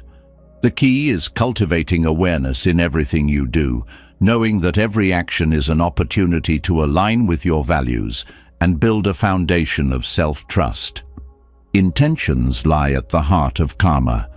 It's not just what you do, but why you do it that matters. Acting from a place of fear or self-doubt reinforces those feelings, creating a cycle that's difficult to break. But when your actions are guided by positive intentions, kindness, integrity, and purpose, they naturally strengthen your sense of self. Mindful action is about pausing before you act, checking in with your intentions, and choosing a path that aligns with your values. This practice not only improves the outcomes of your actions, but also reinforces your confidence as you learn to trust your ability to make wise and thoughtful decisions. One of the most powerful aspects of karma is its emphasis on personal responsibility. When self-doubt takes hold, it's easy to fall into the trap of blaming external circumstances or believing you have no control over your life. Karma reminds you that while you cannot control everything, your actions are always within your power. This realization is both empowering and grounding. It shifts your focus from what is outside your control to what you can influence, your choices, your effort, and your response to challenges. Taking ownership of your actions builds resilience and helps you move through life with a sense of purpose and agency. Mindful action also cultivates a deeper connection to the present moment. Self-doubt often arises when your mind is preoccupied with the past or the future, dwelling on past mistakes or worrying about what's to come. When you act mindfully, you anchor yourself in the here and now, giving your full attention to what you're doing. This presence not only improves the quality of your actions, but also quiets the mental chatter that fuels self-doubt. Each mindful action becomes a reminder of your capability and worth, reinforcing a positive self-image over time. Karma encourages consistency in action, which is essential for building inner strength. Confidence doesn't come from a single moment of success. It's built through repeated actions that reflect your values and goals. Whether it's showing kindness to others, committing to personal growth, or pursuing a challenging goal, each step you take strengthens your belief in yourself. This consistency creates a sense of reliability.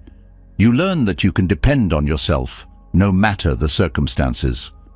Over time, this trust becomes a source of unshakable inner strength, making self-doubt less likely to take root.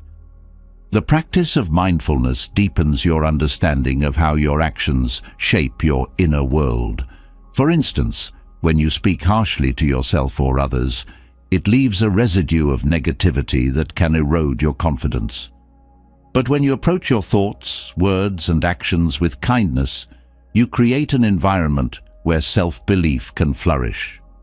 Mindfulness helps you notice these patterns, giving you the awareness to choose actions that align with your highest self. This alignment creates a sense of harmony within you, reducing the inner conflict that often fuels self-doubt. Karma also teaches the importance of effort. Self-doubt can make you hesitant to try, fearing failure or rejection, but karma reminds you that it's not the outcome that defines you, it's the effort you put forth. Each time you take action, regardless of the result, you are reinforcing your inner strength. Effort shows you that you are capable of persistence, resilience, and growth. Over time, this focus on effort rather than outcomes shifts your perspective, allowing you to see challenges as opportunities for growth rather than threats to your self-worth. Another vital aspect of mindful action is its focus on alignment with your values. When your actions are consistent with what you believe in, you experience a sense of integrity that strengthens your self-belief. For example, if you value compassion, acting with kindness toward others reinforces your identity as a compassionate person. This alignment creates a positive feedback loop, where your actions build confidence and your confidence inspires further positive actions.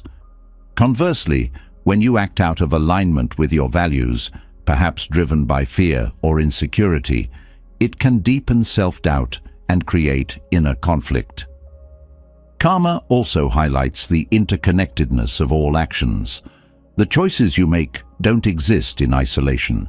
They influence your relationships, your environment, and your future. When you act with mindfulness and intention, you contribute to a ripple effect of positivity that extends beyond yourself. This awareness of interconnectedness helps you see your actions as meaningful, even when the results aren't immediately visible. It reminds you that every step you take matters, building a sense of purpose and confidence that transcends individual outcomes. Gratitude plays a significant role in building inner strength through mindful action. When you approach your actions with a sense of gratitude for your abilities, your opportunities, and the chance to contribute, you cultivate a positive mindset that reinforces self-belief. Gratitude shifts your focus from what you lack to what you have, helping you see your actions as expressions of abundance rather than attempts to compensate for perceived deficiencies. This shift creates a foundation of self-assurance as you learn to value yourself and your efforts without the need for external validation.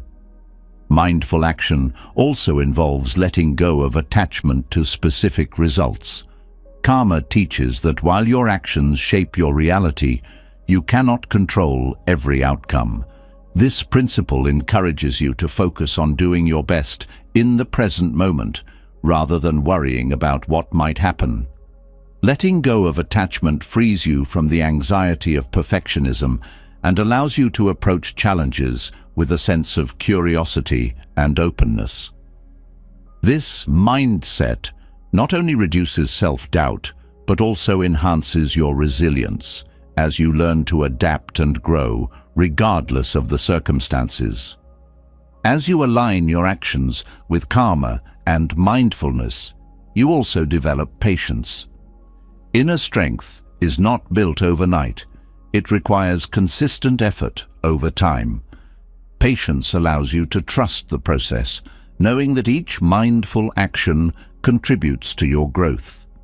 It reminds you that setbacks and challenges are part of the journey, not signs of failure. By cultivating patience, you create space for self-compassion and persistence, both of which are essential for overcoming self-doubt and building lasting confidence. Ultimately, karma and mindful action are about creating harmony within yourself and with the world around you.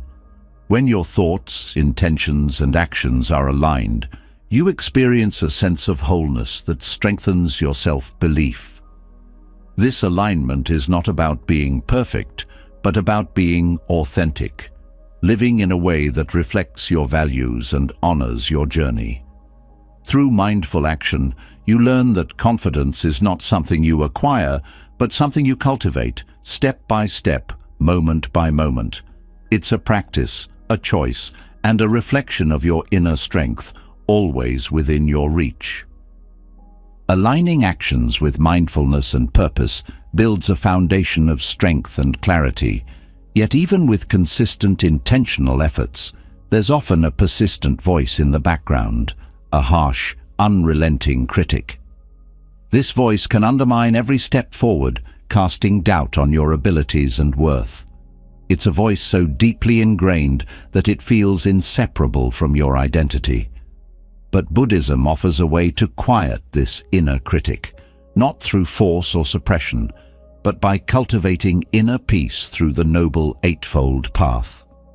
This timeless guide not only provides tools to address self-critical thoughts, but also nurtures the calm and confidence to live free from their control.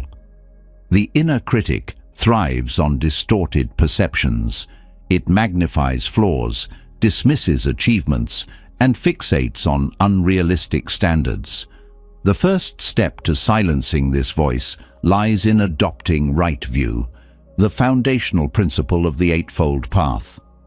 Right view encourages you to see yourself and the world with clarity and understanding. It invites you to challenge the assumptions that fuel your inner critic, those ingrained beliefs that whisper you're not enough. By recognizing these thoughts as impermanent and often baseless, you can begin to loosen their grip. Right view doesn't mean ignoring your shortcomings. Instead, it helps you see them in perspective as part of the human experience rather than defining characteristics. The next layer of the path, right intention, shifts your focus from self-criticism to purposeful living. The inner critic often thrives on intentions rooted in fear or perfectionism. Right intention asks you to redirect this energy toward kindness, compassion, and personal growth. It's about setting intentions that align with your values, rather than the harsh demands of the critical voice. When your actions stem from intentions of self-compassion, you naturally weaken the hold of self-judgment, creating space for inner peace and self-acceptance. Self-critical voices often echo in the way you speak to yourself, which is where right speech becomes a transformative tool. Right speech is not limited to how you communicate with others. It extends to your internal dialogue. The inner critic often speaks in absolutes. You always fail, or you'll never be good enough. Right speech teaches you to replace these harmful narratives with words of kindness, truth, and encouragement. This doesn't mean ignoring areas for improvement, but framing them in a way that fosters growth rather than shame. Instead of saying, "I'm terrible at this," right speech encourages, "I'm learning, and that's enough for now." The principle of right action builds on this by aligning your behavior with integrity and compassion. When self-criticism is loud, it often leads to inaction or harmful habits as you try to escape or numb the discomfort it creates. Right action encourages you to take steps that reflect your true values, even in the face of doubt.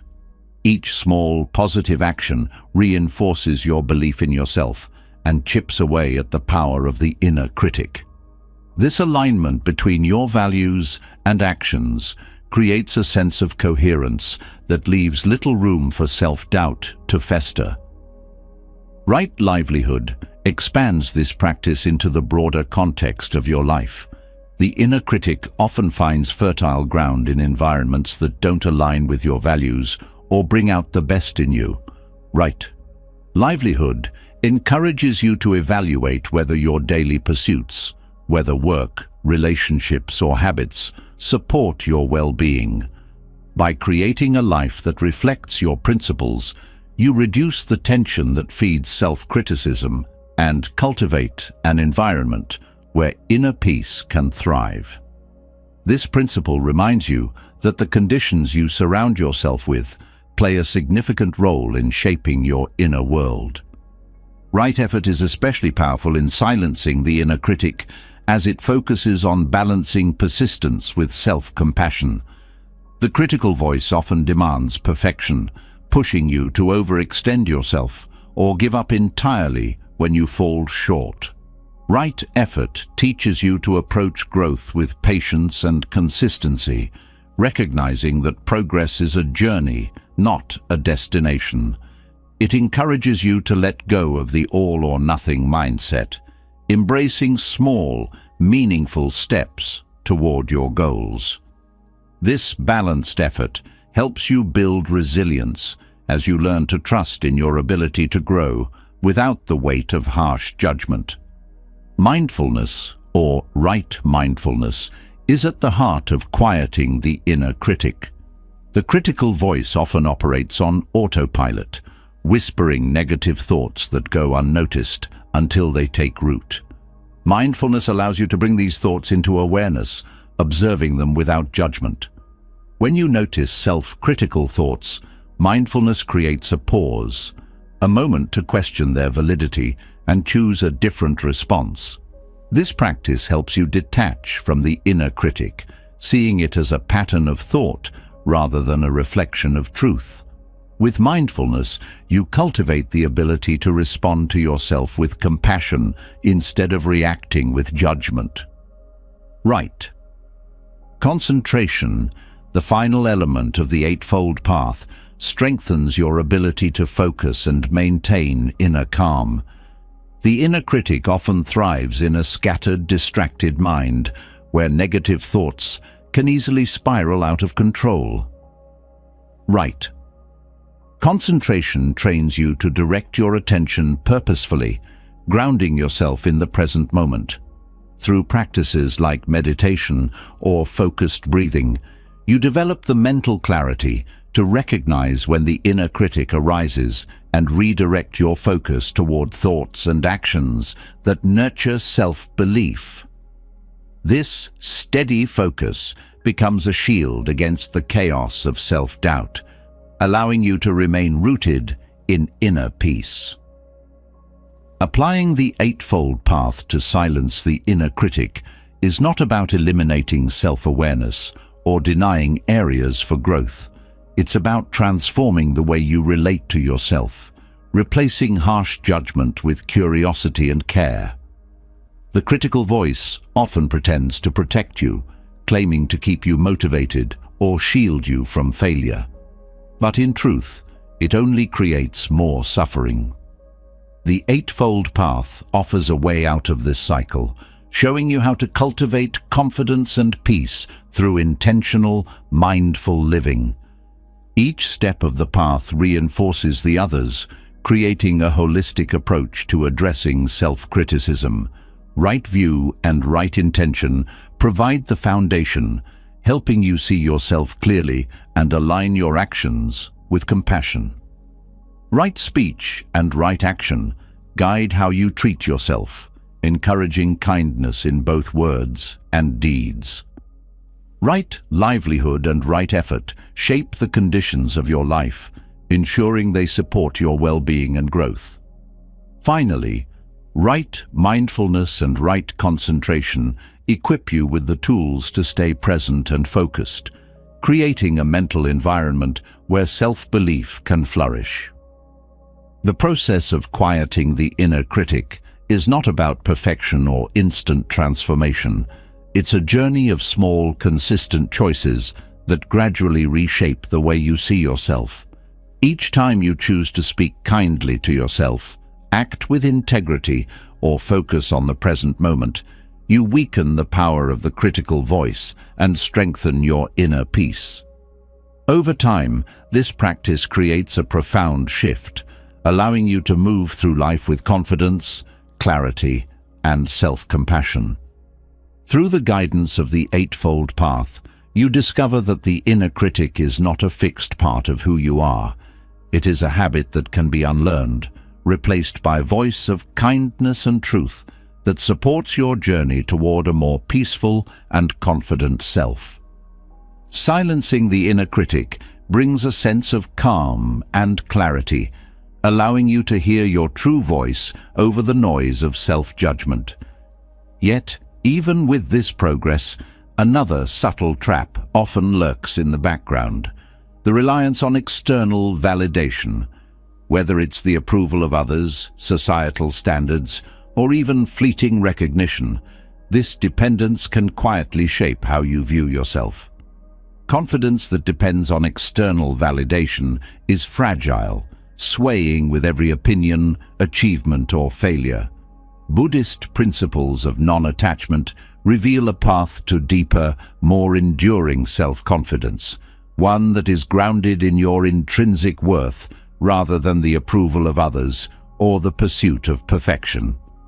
Attachment to external validation begins early, reinforced by the idea that your value is tied to how you're perceived.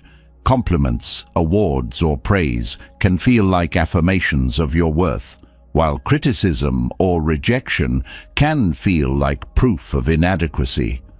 Over time, this external focus creates a dependency that leaves you vulnerable to the ever-changing opinions of others. Non-attachment challenges this cycle, teaching you to find confidence not in the shifting tides of external feedback, but in the steady foundation of self-awareness and inner peace. At its core, non-attachment is not about rejecting or avoiding external validation. It's about understanding its impermanence. Compliments may feel good in the moment, but they are fleeting. Likewise, criticism may sting, but it doesn't define you. When you detach from the need for validation, you free yourself from the emotional highs and lows that come with relying on others for approval. This freedom allows you to focus on your own values, goals, and growth, rather than constantly seeking reassurance from outside sources. Non-attachment begins with recognizing how much power you give to external opinions. When someone praises you, it might lift your mood for hours or even days.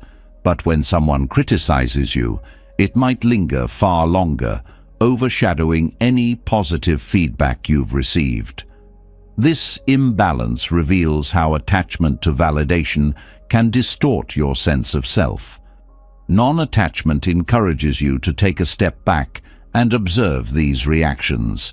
It's not about ignoring feedback entirely, but about putting it into perspective. Feedback, whether positive or negative, is simply information, not a verdict on your worth. Building unshakable confidence through non-attachment also involves redefining your sources of fulfillment. When your sense of accomplishment is tied solely to external recognition, it becomes fragile, dependent on circumstances beyond your control. Non-attachment shifts your focus inward, helping you find fulfillment in the process rather than the outcome. Whether you're working toward a goal, learning a new skill, or simply making an effort, the act itself becomes a source of confidence. This internal focus creates a resilience that external validation cannot provide, as it's rooted in your own efforts and values. Another key aspect of non-attachment is releasing the fear of judgment. The need for validation often stems from a desire to avoid criticism or rejection. This fear can hold you back, keeping you from taking risks or expressing yourself authentically. Non-attachment teaches you that judgment, whether real or imagined, is a reflection of the other person's perspective, not an absolute truth about you. When you let go of the fear of being judged, you create space to show up fully without the weight of others' opinions dictating your actions. Non-attachment also transforms your relationship with failure. When you're attached to external validation, failure can feel devastating, as though it defines your worth. But through non-attachment, failure becomes a natural part of growth, an experience to learn from rather than a measure of your value. This perspective allows you to take risks, try new things, and pursue your goals with confidence, knowing that your worth is not tied to the outcome. Each failure becomes an opportunity to strengthen your resilience and deepen your self-belief. Practicing non-attachment requires mindfulness, as it helps you become aware of when you're seeking validation or reacting to external feedback. Mindfulness allows you to pause and ask yourself, am I doing this for my own growth or to gain approval? This awareness helps you make choices that align with your values rather than being driven by the need for validation. Over time, this practice builds a sense of autonomy and self-trust, as you learn to rely on your own judgment rather than external opinions. Self-compassion is another vital element of non-attachment. When you detach from external validation, you may feel vulnerable at first, as though you've lost a safety net.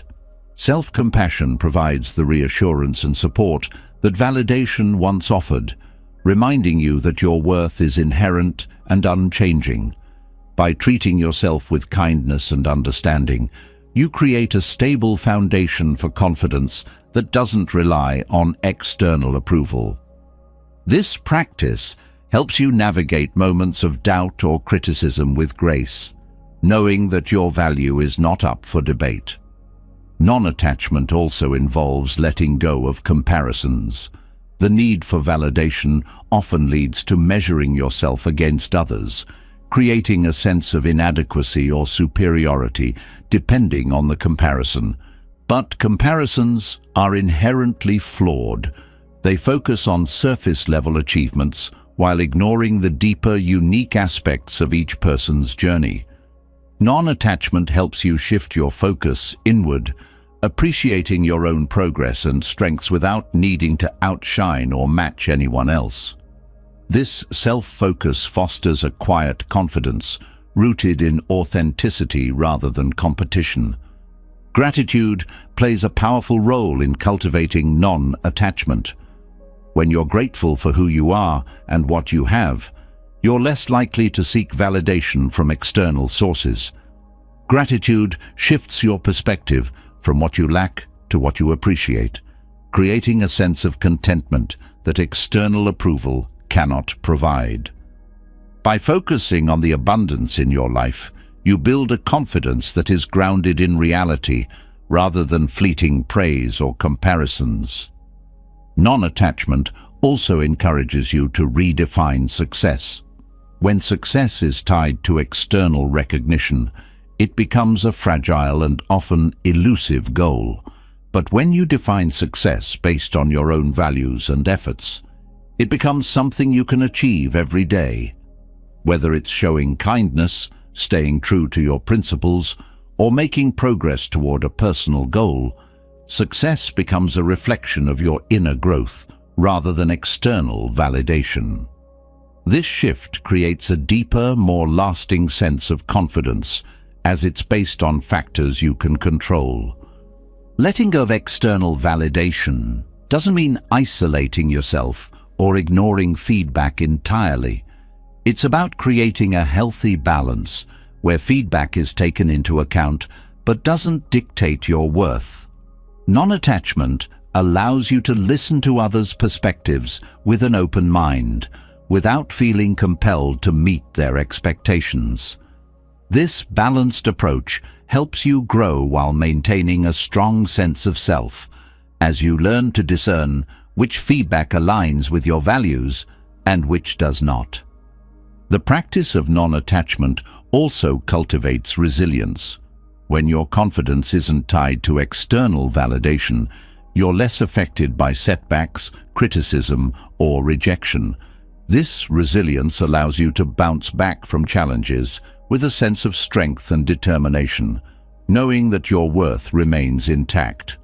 Non-attachment doesn't eliminate difficulties, but equips you to face them with a steady, unshakable confidence that comes from within.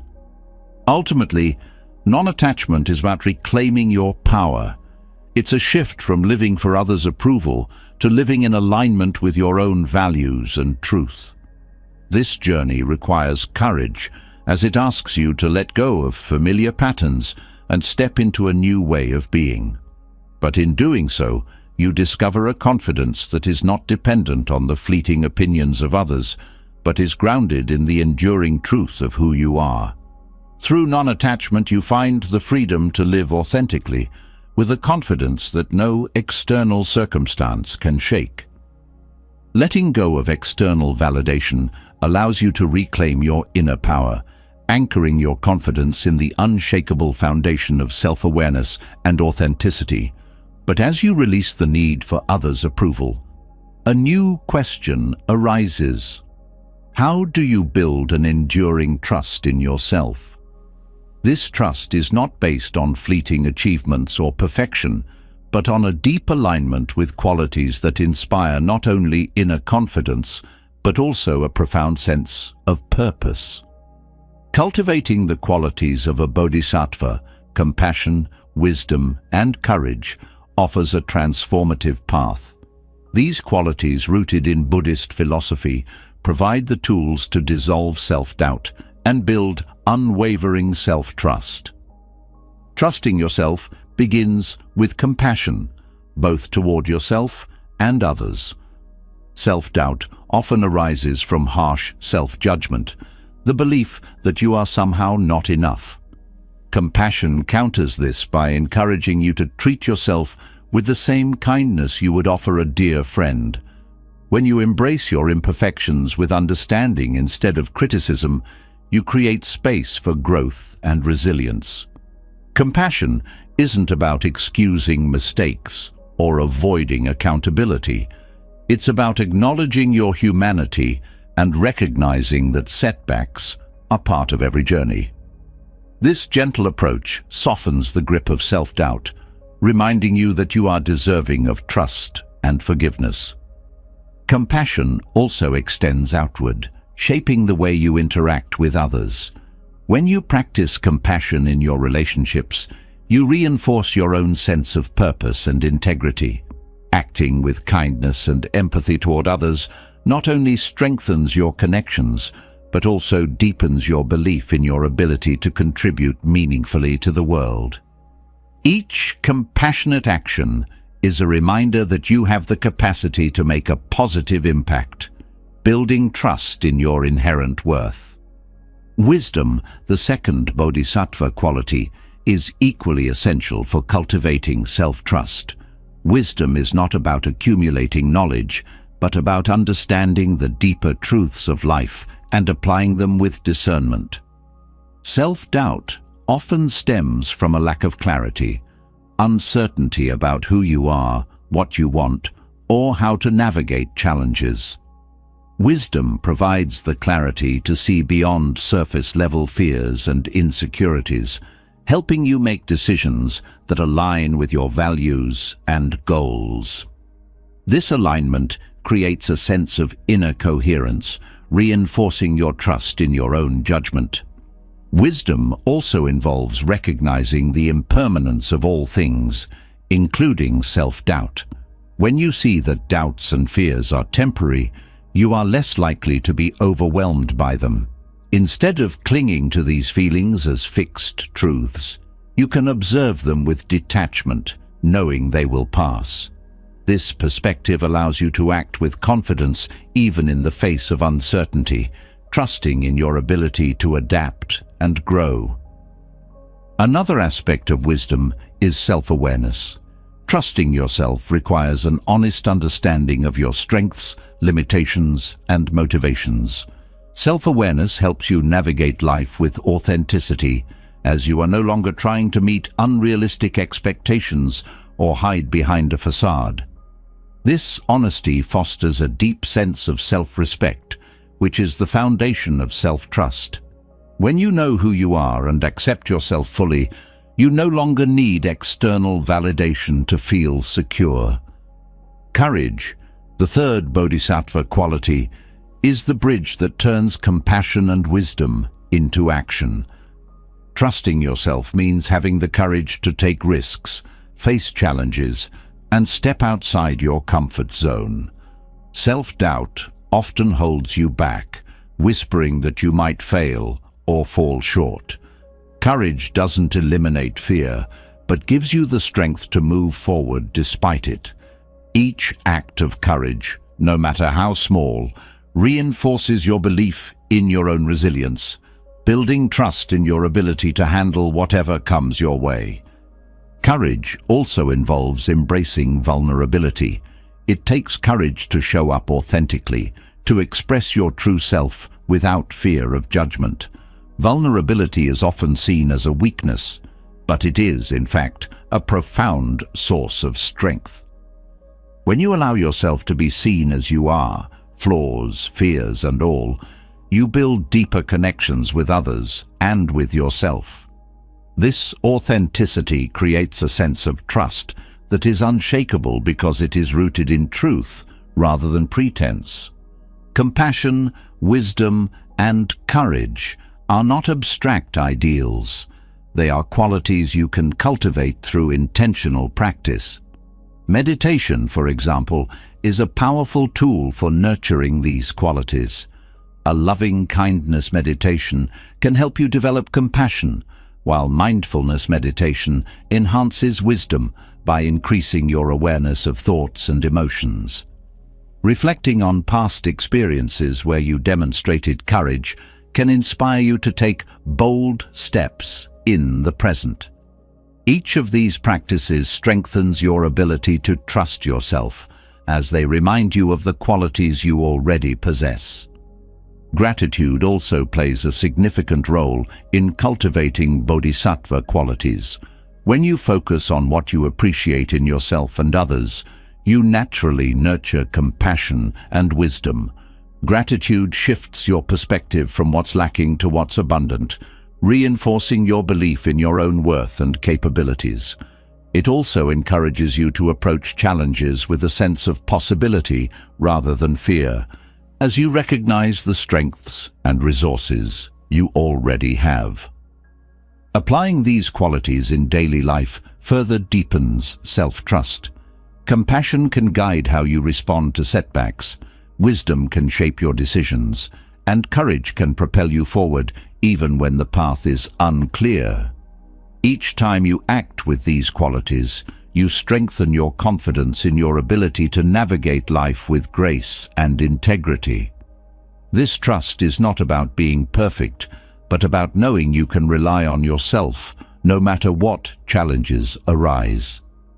Cultivating bodhisattva qualities also transforms your relationship with others.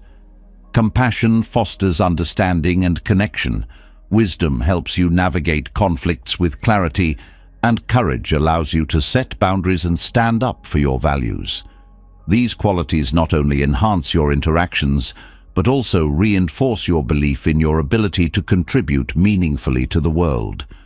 This sense of purpose further strengthens your self-trust, as you see yourself as a valuable part of a larger whole.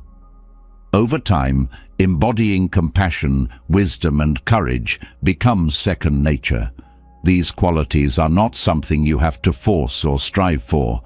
They become a natural expression of who you are. This integration creates a deep sense of inner peace and confidence, as you trust in your ability to navigate life with authenticity and purpose. Through the practice of cultivating bodhisattva qualities, you transform self-doubt into self-trust, building a foundation for a life of resilience, connection, and fulfillment.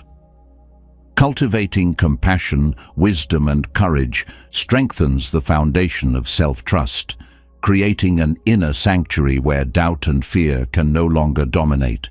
However, even with this inner growth, a subtle but pervasive challenge often remains: comparison. The habit of measuring yourself against others can quietly erode your confidence, fueling envy, resentment, and feelings of inadequacy. Comparison steals your focus from your own journey and binds your sense of worth to external benchmarks.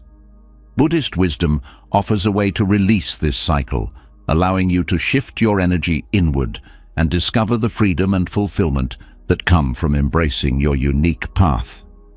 Comparison often begins with the illusion of separation. You see yourself as distinct from others, and this perception leads to judgment. Who has more? Who is better? Who is ahead? This habit creates a mental hierarchy, where someone is always above or below you. Buddhist teachings emphasize the interconnectedness of all beings, reminding you that the divisions you see are constructs of the mind. When you see others as part of a shared human experience, rather than as competitors, the need to compare dissolves. This shift in perspective allows you to approach relationships with openness and compassion rather than envy or insecurity.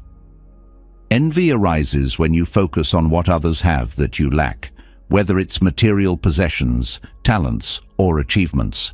This fixation blinds you to your own strengths and blessings, leaving you trapped in a mindset of scarcity.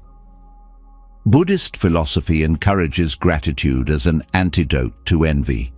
Gratitude redirects your attention to what is already present in your life, cultivating a sense of abundance and contentment.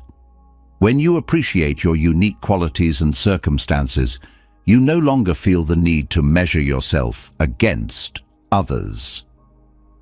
Gratitude becomes a practice of self-affirmation, helping you see that your worth is not diminished by someone else's success. Another root of comparison is the belief that your value is determined by external achievements. Society often reinforces this idea, equating worth with accolades, possessions, or status. Buddhist wisdom challenges this notion by teaching the principle of non-attachment. Letting go of the need for external validation frees you from the cycle of comparison, as you no longer tie your identity to how you stack up against others.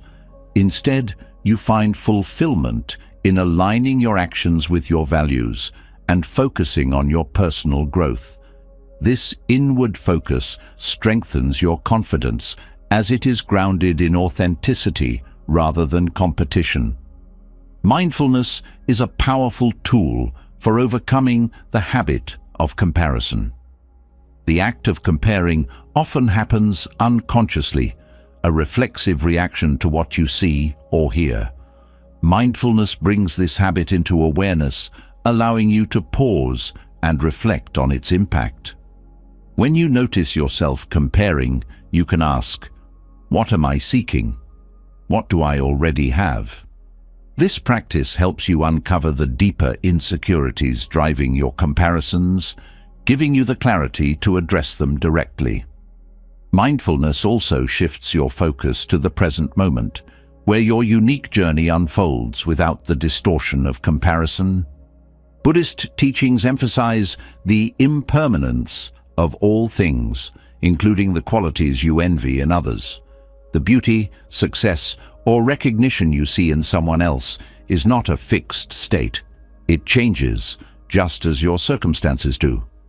Recognizing impermanence helps you release the grip of envy, as you understand that no one's life is static or perfect. This perspective fosters compassion, as you realize that everyone faces their own struggles, and that the outward appearance of success often conceals deeper challenges. Compassion dissolves the barriers created by comparison, replacing them with a sense of shared humanity.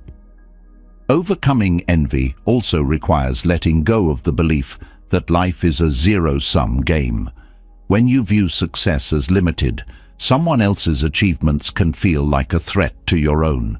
Buddhist wisdom teaches that the success of others does not diminish your potential. It highlights the possibilities available to everyone.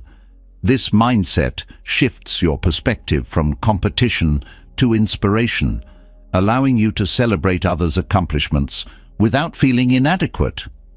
By seeing others as allies rather than rivals, you create a supportive environment where everyone can thrive. Cultivating joy for others, known as mudita in Buddhist practice, is a transformative way to overcome envy. Mudita is the ability to take genuine pleasure in the happiness and success of others. This practice requires shifting your focus from what you lack to the positive experiences of those around you. By celebrating their achievements, you create a sense of connection and abundance that benefits everyone, including yourself. Mudita is not about denying your own desires, but about expanding your capacity for joy, recognizing that happiness is not diminished when shared. Letting go of comparison also involves embracing your uniqueness. When you focus on what makes you different, you realize that your path cannot be measured against anyone else's.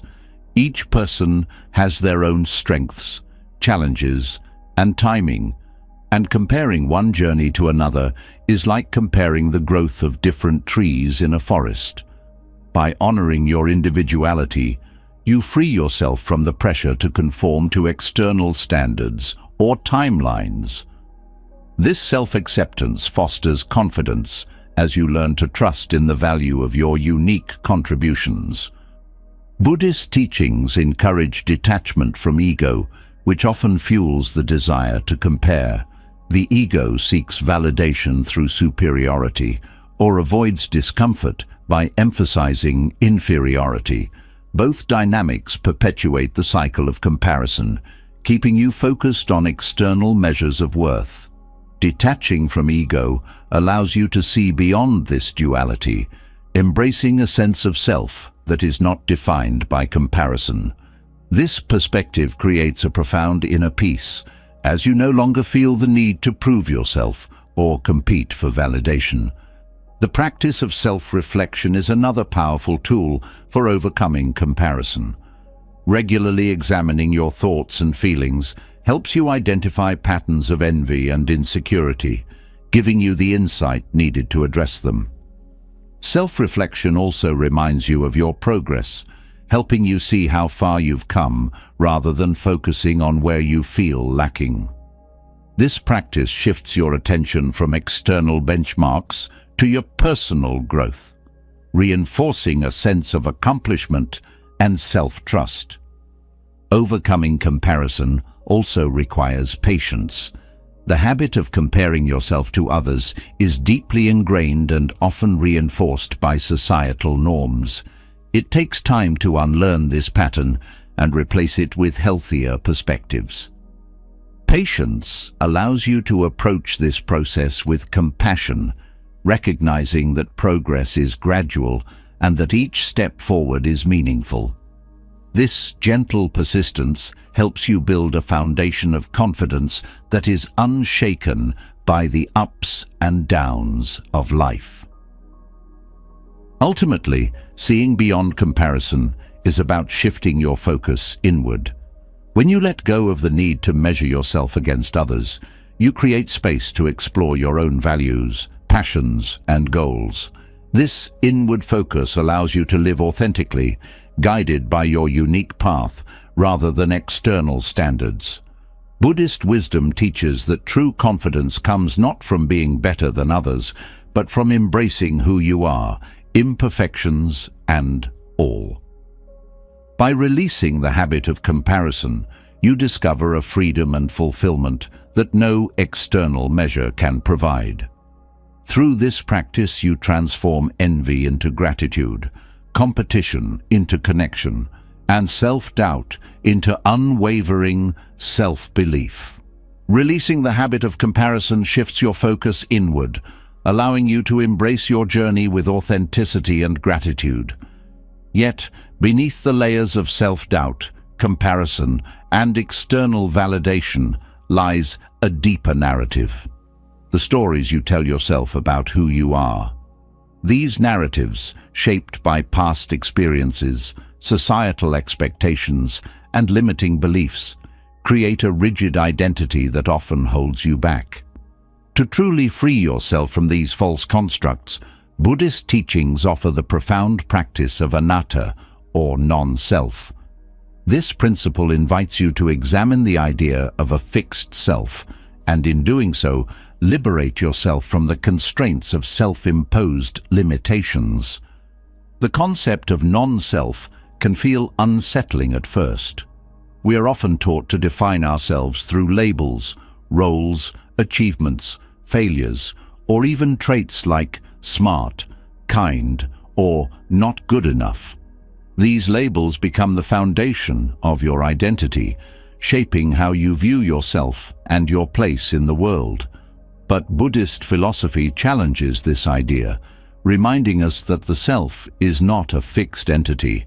Instead, it is a collection of ever-changing experiences, thoughts, and actions.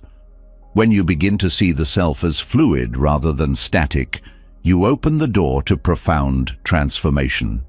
False narratives thrive on the illusion of permanence. For instance, if you've been told you're not capable in a certain area, that belief may become a defining part of your identity. You might avoid opportunities, convinced that you're bound to fail. But through the lens of non-self, you realize that these beliefs are not permanent truths. They are simply stories you've carried. They can be rewritten, reshaped, or even discarded altogether. Anatta empowers you to break free from these limitations by understanding that your identity is not set in stone. Practicing non-self involves observing your thoughts and recognizing them as fleeting and impersonal. When self-critical thoughts arise, instead of internalizing them as, "I am not good enough," you can see them as temporary mental events. This shift in perspective creates space between you and your thoughts, allowing you to question their validity. Are these thoughts based on current reality, or are they echoes of past experiences or external influences? By detaching from these narratives, you begin to dismantle the barriers they create.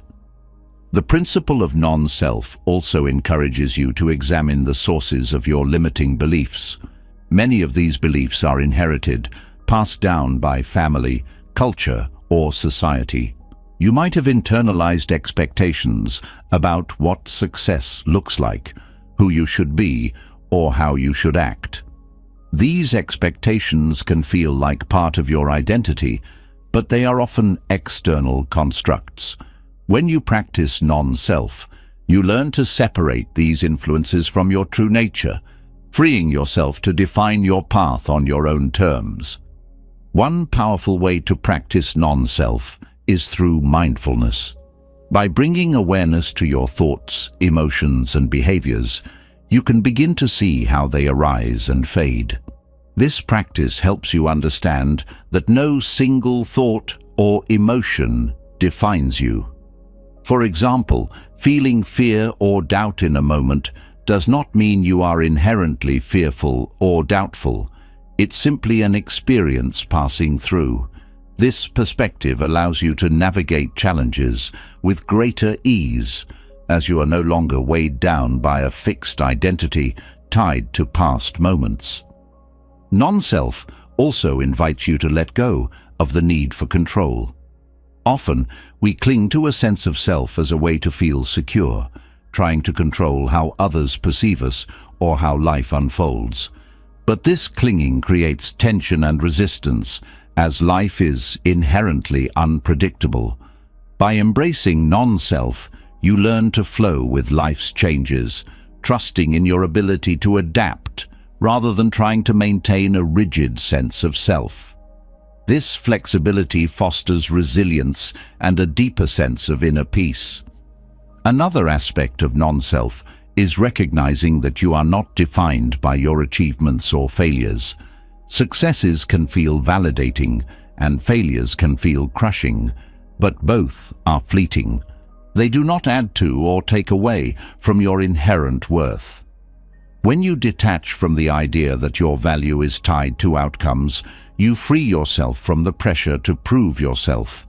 This detachment allows you to pursue goals with joy and curiosity rather than fear or desperation, as your sense of self is no longer at stake.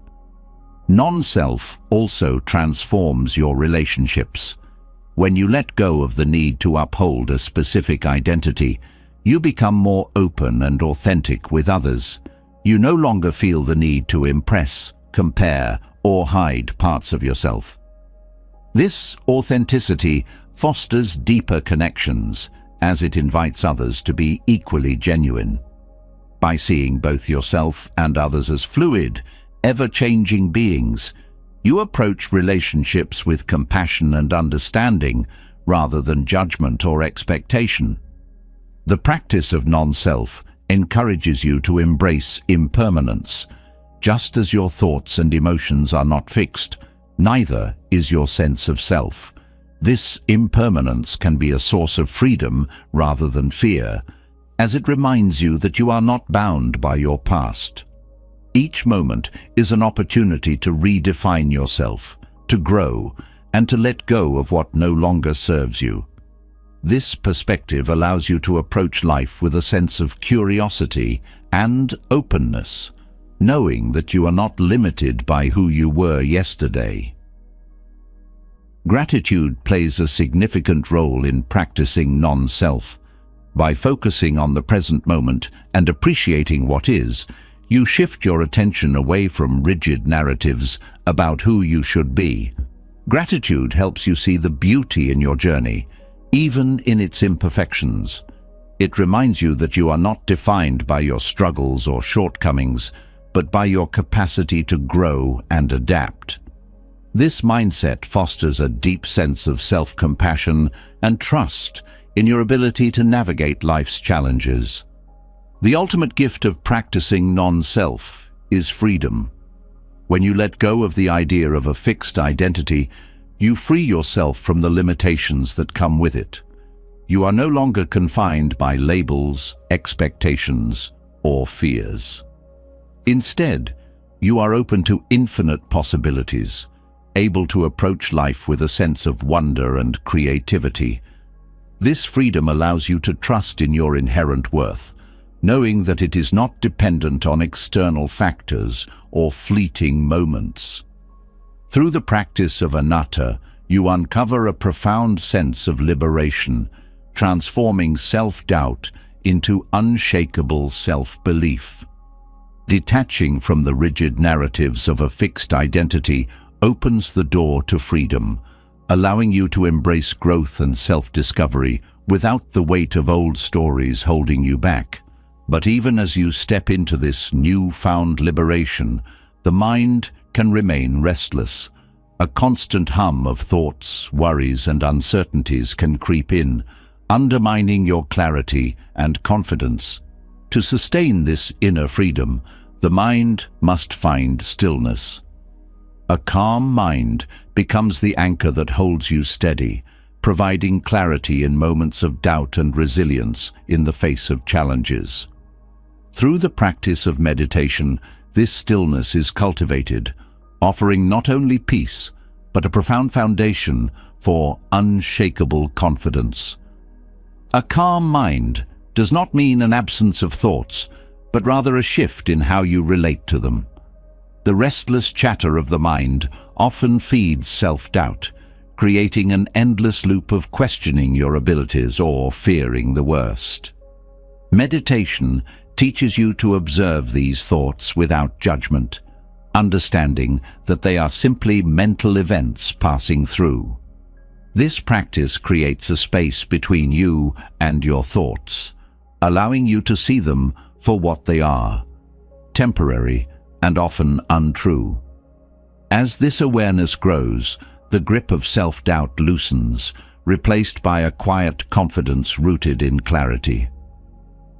Meditation also fosters a sense of presence, grounding you in the here and now.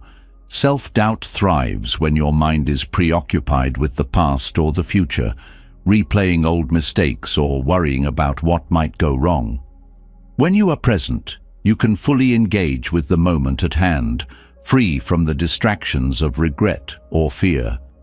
This presence not only quiets the noise of self-doubt, but also allows you to approach challenges with greater focus and effectiveness.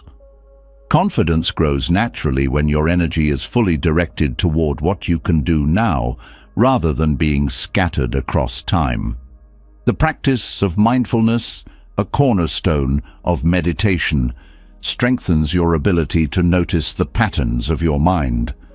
Often, self-doubt arises from deeply ingrained habits of thought, automatic reactions that go unnoticed. Mindfulness brings these patterns into the light, giving you the power to change them. For instance, you might notice a tendency to focus on your perceived shortcomings or to dismiss your accomplishments. By becoming aware of these habits, you can actively choose to redirect your attention toward more supportive and empowering thoughts. This shift transforms your mental landscape, building a foundation of positivity and self-belief. Meditation also cultivates emotional regulation, which is essential for maintaining confidence. The ups and downs of life can trigger strong emotions such as fear, frustration, or disappointment that can shake your sense of self. Through meditation, you learn to sit with these emotions without being overwhelmed by them. This practice helps you develop emotional resilience as you realize that no feeling is permanent and that you have the capacity to navigate even the most difficult moments. This resilience becomes a source of confidence as you trust in your ability to handle whatever life brings. Another benefit of meditation is the clarity it brings to your inner world. A cluttered mind, filled with conflicting thoughts and worries, can make it difficult to see your strengths or make decisions with confidence. Meditation clears this mental clutter, creating a sense of spaciousness and focus. With this clarity, you can approach your goals and challenges with a sense of purpose and direction, free from the confusion and hesitation that often accompany self-doubt. This clarity becomes a guiding force, helping you move forward with confidence even in uncertain situations. Breath awareness, a common practice in meditation, plays a significant role in calming the mind. The breath is a constant in your life, a steady rhythm that anchors you to the present moment. By focusing on your breath, you create a point of stability amidst the chaos of thoughts and emotions. This focus not only calms the mind, but also reminds you of your inner strength, the quiet power that comes from simply being present and aware. Each breath becomes a reminder of your ability to find peace and confidence within yourself, regardless of external circumstances. Meditation also encourages self-compassion, a key ingredient in building confidence. The practice of sitting with yourself without judgment or expectation nurtures a sense of kindness and acceptance toward who you are. This self-compassion counteracts the harsh inner critic that often fuels self-doubt, replacing it with a supportive and understanding inner voice. As you develop this relationship with yourself, your confidence grows naturally, as it is rooted in self-acceptance rather than external validation or perfection. Consistency in meditation practice reinforces these benefits over time. Just as physical exercise strengthens the body, regular meditation strengthens the mind, creating a foundation of inner calm that becomes increasingly unshakable. This consistency helps you develop a deep trust in your ability to find peace and clarity, even in the midst of challenges. Over time, this trust becomes a source of confidence as you learn to rely on your inner resources rather than being swayed by external circumstances. Meditation also connects you to a sense of purpose. In the stillness of meditation, you can reflect on what truly matters to you, beyond the noise of societal expectations or fleeting desires. This connection to your values and purpose creates a strong sense of direction, which is a cornerstone of confidence. When you are clear about what you stand for and what you aim to achieve, you can move through life with a sense of conviction that's unaffected by self-doubt or external criticism. The practice of loving-kindness meditation, or metta, adds another layer of confidence building by fostering a sense of interconnectedness. By extending wishes of kindness and well-being to yourself and others, you create a mindset of abundance and compassion. This practice shifts your focus from fear and insecurity to connection and generosity, reminding you that confidence is not about proving yourself, but about contributing to the greater good. This shift in perspective transforms the way you see yourself and your place in the world, fostering a deep and lasting sense of self-assurance. Meditation also helps you cultivate patience, both with yourself and with the process of growth. Confidence is not built overnight. It is a journey that requires persistence and self-compassion. Meditation teaches you to embrace this journey, finding value in each step rather than rushing toward a destination. This patience allows you to approach challenges with a sense of calm and resilience, knowing that progress is made through consistent effort and that setbacks are simply part of the process. The calm mind nurtured through meditation becomes a source of strength in every aspect of life. It allows you to approach situations with clarity, respond to challenges with composure, and connect with others authentically. This inner calm is not a passive state, but an active foundation from which confidence naturally arises. Through meditation, you discover that true confidence is not about eliminating fear or doubt, but about finding stability and trust within yourself. This trust becomes your anchor, guiding you through life with grace, purpose, and unshakable self-belief. A calm mind offers clarity and strength, creating a foundation for confidence that is unshakable in the face of life's uncertainties. Yet even with this inner stillness, fear can creep in, particularly the fear of failure. This fear, often rooted in attachment to outcomes and self-worth, can paralyze growth, holding you back from taking risks or pursuing meaningful goals. Buddhist teachings on detachment offer a powerful antidote, guiding you to see failure not as a reflection of your worth, but as an essential and natural part of growth. By learning to embrace failure with openness and detachment, you unlock the courage to step forward, regardless of the outcome. Fear of failure often stems from attaching your identity to success or achievement. When you believe that your worth is tied to the results of your actions, failure becomes a threat to your sense of self. This attachment magnifies the fear, making even small setbacks feel overwhelming. Buddhist detachment teaches you to separate your identity from external outcomes. You are not your achievements or failures. These are simply experiences that come and go, like waves in the ocean. By releasing this attachment, you create space to engage fully with your efforts without the weight of fearing what might happen. Detachment does not mean indifference or apathy. It is not about giving up on your goals or ceasing to care about the outcome. Instead, it is about shifting your focus from the results to the process. When you invest your energy in the actions you take, rather than in controlling the outcome, you free yourself from the emotional weight of failure. This mindset allows you to approach challenges with curiosity and openness, viewing them as opportunities for growth rather than as tests of your worth. Failure often carries a stigma, reinforced by societal expectations that prioritize success and perfection. This external pressure can make failure feel like something to avoid at all costs. Buddhist detachment offers a different perspective, one that sees failure as a teacher rather than an enemy. Each failure holds valuable lessons, providing insights into what works, what doesn't, and how to adapt. When you detach from the fear of judgment or shame, you can approach failure with a mindset of learning and resilience.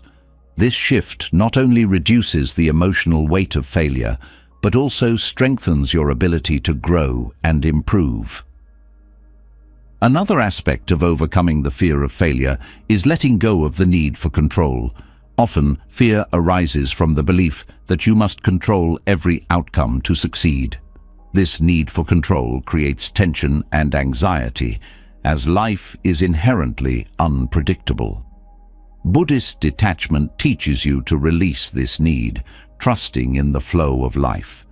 When you let go of the illusion of control, you can focus on what is within your power, your actions, efforts, and intentions, while accepting that the outcome is not entirely in your hands. This acceptance brings a sense of peace and freedom, allowing you to act with confidence even in uncertain situations.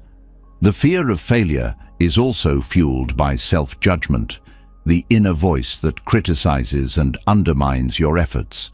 This voice often amplifies mistakes, making them feel catastrophic. Detachment helps you step back from this inner critic, recognizing it as just another passing thought rather than a reflection of truth.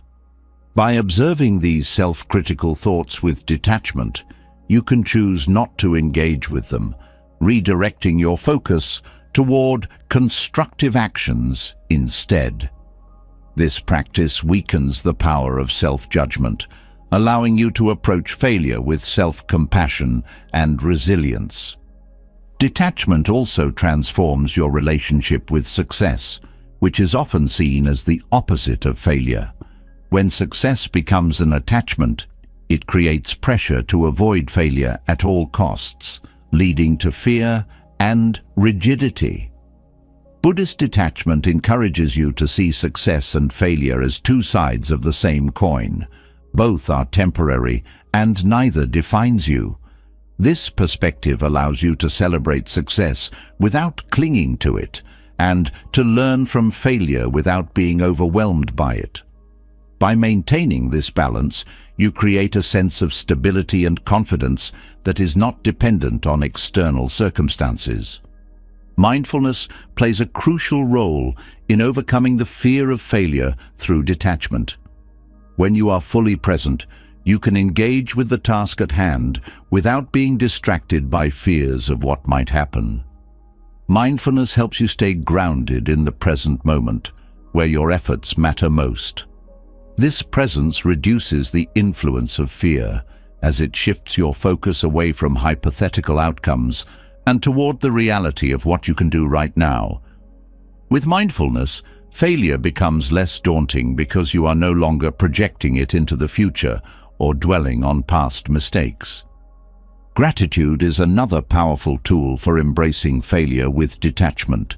When you practice gratitude, you shift your focus from what went wrong to what you have gained, even in the face of setbacks. Gratitude helps you see failure as part of a larger journey, highlighting the progress you've made and the lessons you've learned along the way. This perspective fosters resilience, as you recognize that each failure is a stepping stone rather than an endpoint. Gratitude also reduces the fear of failure by reminding you that your worth is not tied to any single outcome. Self-compassion is essential in detaching from the emotional weight of failure. When you treat yourself with kindness and understanding, you create a safe space to explore, take risks, and grow. Self-compassion helps you see failure not as a flaw, but as a natural part of being human. It reminds you that everyone experiences setbacks and that these moments do not diminish your value. By cultivating self-compassion, you build the confidence to face failure with courage and grace, knowing that you are supported by your own inner strength. The practice of non-attachment also encourages you to redefine success. When success is defined by external standards, it creates pressure to avoid failure at all costs. But when you define success based on your own values and efforts, failure becomes less intimidating. You can measure your success by how true you are to your principles, how much effort you put in, and how much you grow along the way. This shift in perspective allows you to pursue your goals with joy and purpose, free from the fear of falling short. Overcoming the fear of failure through detachment also involves embracing impermanence. Just as success is fleeting, so too is failure. No setback is permanent, and no mistake defines your entire journey. This understanding allows you to approach failure with a sense of lightness, knowing that it is just one moment in a larger process. By embracing impermanence, you can let go of the fear that failure will have a lasting impact, focusing instead on how you can move forward and learn. The process of detaching from the fear of failure is not about eliminating fear altogether. Fear is a natural response to uncertainty, and it can even be a source of motivation. Detachment helps you change your relationship with fear, seeing it as a signal rather than a barrier. When you acknowledge fear without letting it control you, you can take action with courage and clarity. This practice builds resilience as you learn to navigate fear without being paralyzed by it. Ultimately, detachment allows you to embrace failure as a teacher. Each setback becomes an opportunity to grow, adapt, and strengthen your resolve. This perspective transforms failure from something to be avoided into something to be welcomed as part of the journey. By letting go of the emotional weight of failure, you free yourself to take risks, pursue your goals, and live with confidence. Through the lens of Buddhist detachment, failure loses its power to define or diminish you, becoming instead a stepping stone on the path to growth and self-discovery. Overcoming the fear of failure through detachment opens the door to a life of courage and resilience. It allows you to embrace setbacks not as defeats, but as stepping stones for growth. Yet, even with this newfound strength, there are moments when the journey feels overwhelming. The path of self-discovery and confidence building is not one you have to walk alone. In fact, one of the most transformative sources of strength and self-belief comes from the collective support of a community, a sangha. In Buddhist teachings, a sangha is more than a group. It is a space where individuals come together to share wisdom, encouragement, and mutual growth. It is in these connections that you find the power to believe in yourself, to keep moving forward, and to flourish. The human need for connection runs deep. You are shaped by the people around you, family, friends, mentors, and even strangers who leave a mark on your life. A supportive community nurtures your confidence by reflecting your strengths, celebrating your progress, and offering guidance during times of doubt. The presence of others who share your values creates a sense of belonging, a reminder that you are not alone in your struggles or aspirations.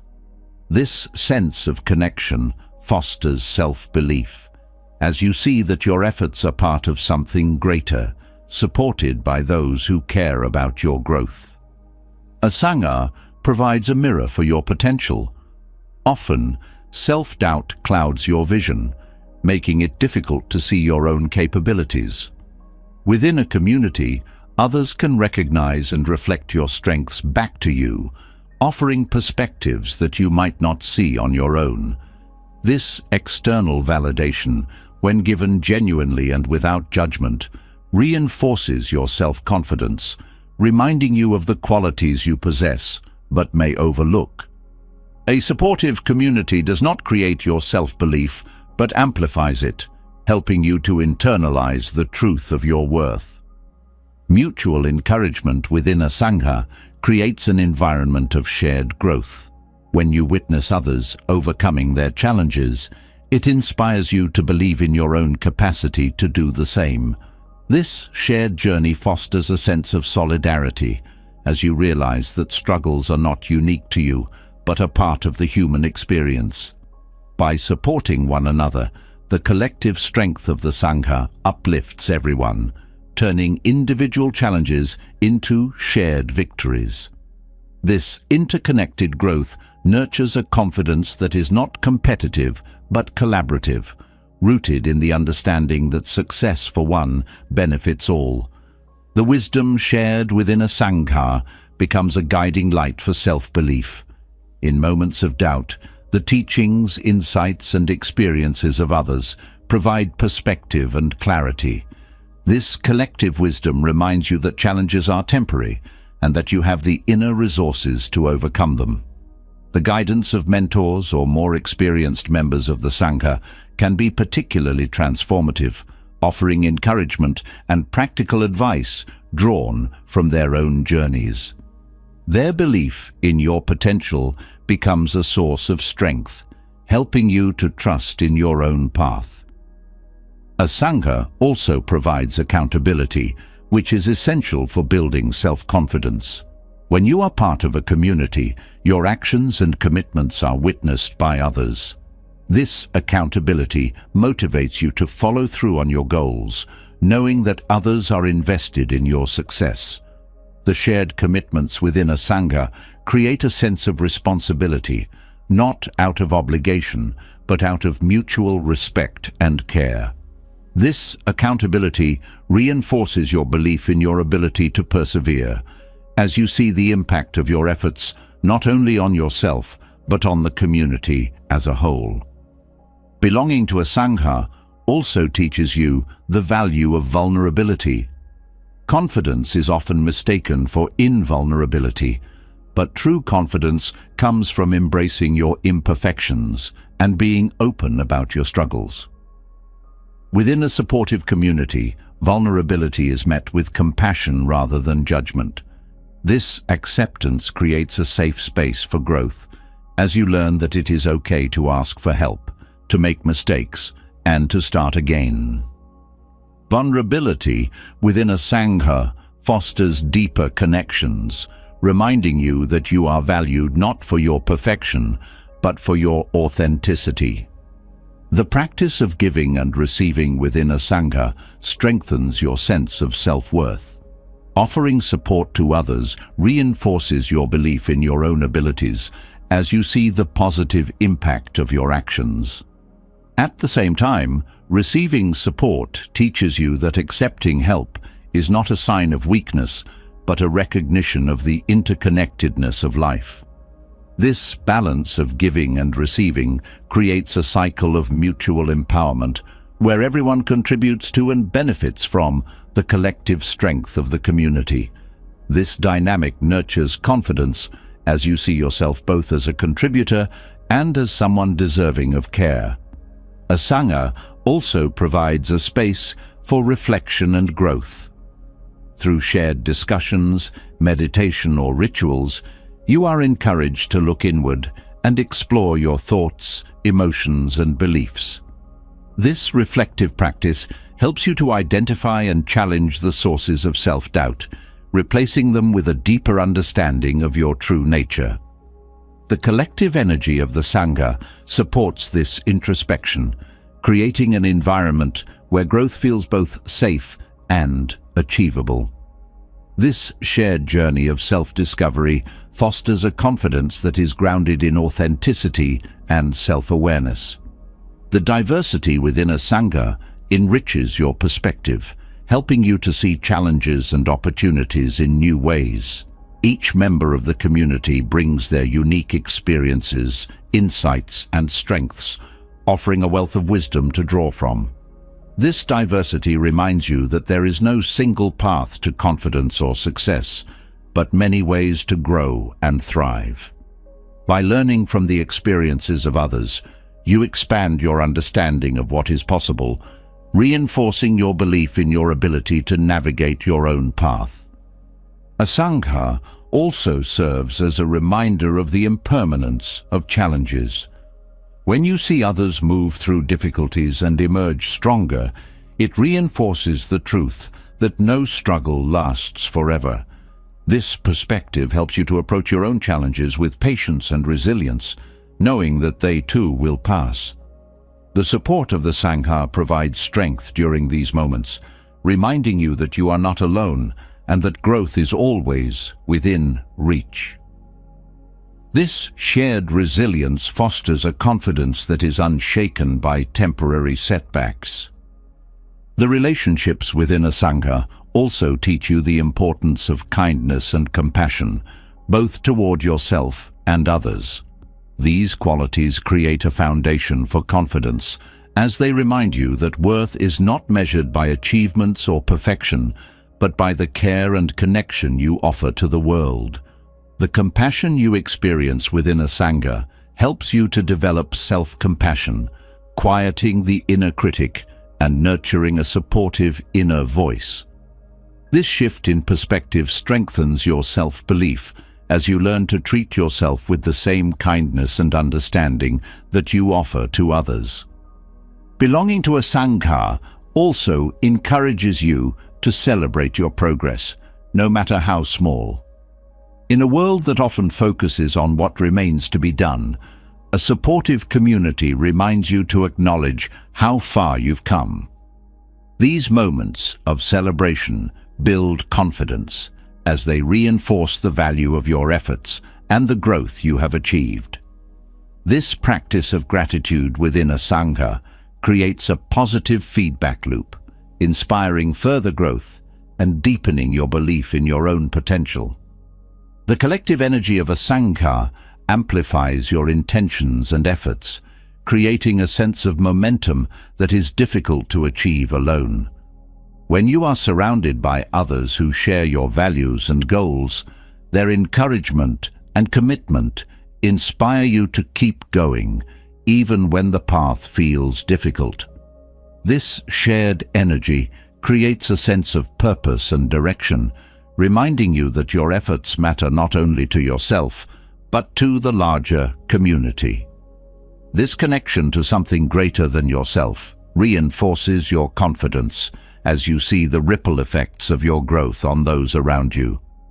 Ultimately, a Sangha teaches you that confidence is not a solitary endeavor, but a collective journey.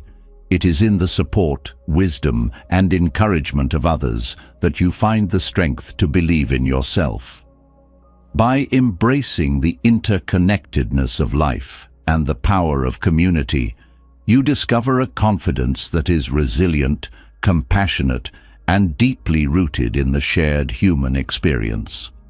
Through the support of a Sangha, you learn that growth is not only possible, but inevitable, as long as you are willing to walk the path together. The strength and resilience found within a supportive community provide a deep well of confidence and belonging, reminding you that growth is a shared journey. Yet, even amidst this collective energy, there is a quieter, more personal journey to undertake, a daily practice that roots you firmly in self-awareness and self-worth. These small, intentional rituals, drawn from Buddhist teachings, offer moments of reflection and connection, grounding you in the truth of your inner strength. Through these rituals, you weave confidence into the fabric of your everyday life, creating a steady, enduring foundation of self-belief that carries you through each moment with grace and clarity. Daily rituals create a sacred space within the busyness of life, offering moments of stillness and reflection. In these moments, you reconnect with your true self, beyond the roles, labels, or expectations placed upon you.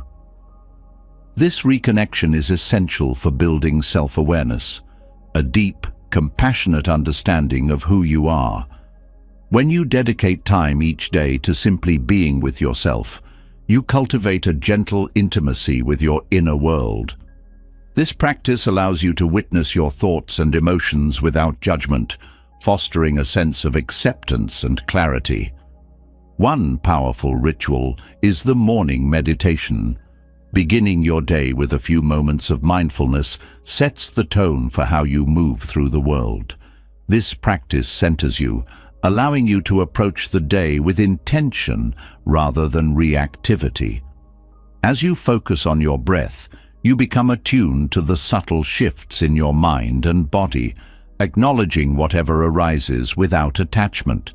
This awareness builds a foundation of self-trust as you learn to navigate your inner landscape with patience and understanding. Another simple yet profound ritual is journaling. Writing down your thoughts, reflections, and intentions each day helps crystallize your experiences, turning fleeting moments into lasting insights. This practice provides a space to explore your emotions, uncover hidden fears, and celebrate small victories. Journaling is not about perfection or eloquence, but about honesty, a conversation with yourself that deepens your self-awareness. By putting pen to paper, you give form to your inner world, creating a tangible record of your journey towards self-discovery and growth. The act of mindful breathing throughout the day is a grounding ritual that reconnects you to the present moment. Whenever you feel overwhelmed, a few deep breaths can anchor you, bringing your awareness back to your body and away from spiraling thoughts. This simple practice reminds you of your capacity to create calm amidst chaos, reinforcing your inner strength. Breath by breath, you cultivate resilience, a quiet assurance that you can face whatever arises with equanimity. Incorporating gratitude into your daily routine is another transformative practice. Taking a moment each morning or evening to acknowledge what you appreciate fosters a mindset of abundance and positivity. Gratitude shifts your focus from what is lacking to what is present, reminding you of the resources and support you already possess. This practice nurtures a sense of self-worth as you recognize the value in both your experiences and your responses to them. By honoring these moments, you reinforce the belief that your journey, complete with its ups and downs, is worthy of acknowledgement and celebration. A loving kindness meditation, or metta, is a ritual that cultivates compassion for yourself and others. By silently repeating phrases of goodwill, you foster a sense of interconnectedness and empathy. This practice softens the harsh inner critic, replacing self-judgment with understanding and kindness. Extending these sentiments to others reminds you that compassion is a shared human experience, deepening your sense of connection. As you nurture this loving kindness within yourself, your self-worth grows, grounded in the acceptance of your shared humanity. Another valuable ritual is setting daily intentions. Unlike rigid goals, intentions are gentle guides that align your actions with your values. By consciously choosing how you wish to show up each day, you create a sense of purpose and direction. These intentions serve as touchstones, reminding you of your commitment to personal growth and authenticity. Whether it's cultivating patience, practicing gratitude, or embracing courage, setting intentions reinforces your agency and the belief that you can shape your experience with mindful effort. Engaging in mindful movement, such as yoga or walking meditation, is a practice that bridges the mind and body. Moving with awareness connects you to the present moment and to the sensations within your body, fostering a holistic sense of self-awareness. This ritual is not about achieving a particular form or outcome, but about experiencing your body's capabilities and limitations with compassion. Each movement becomes an affirmation of your vitality and strength, reinforcing your confidence in your ability to move through life with intention and grace. Creating a sacred space in your home dedicated to these practices can further deepen their impact. Whether it's a corner with a meditation cushion, a shelf with meaningful objects, or a window seat bathed in morning light, this space becomes a physical reminder of your commitment to self-awareness and self-worth. Returning to this space each day anchors your rituals, creating a sanctuary where you can reconnect with yourself amidst the demands of daily life. Incorporating mindful eating into your routine transforms a necessary task into a nourishing ritual.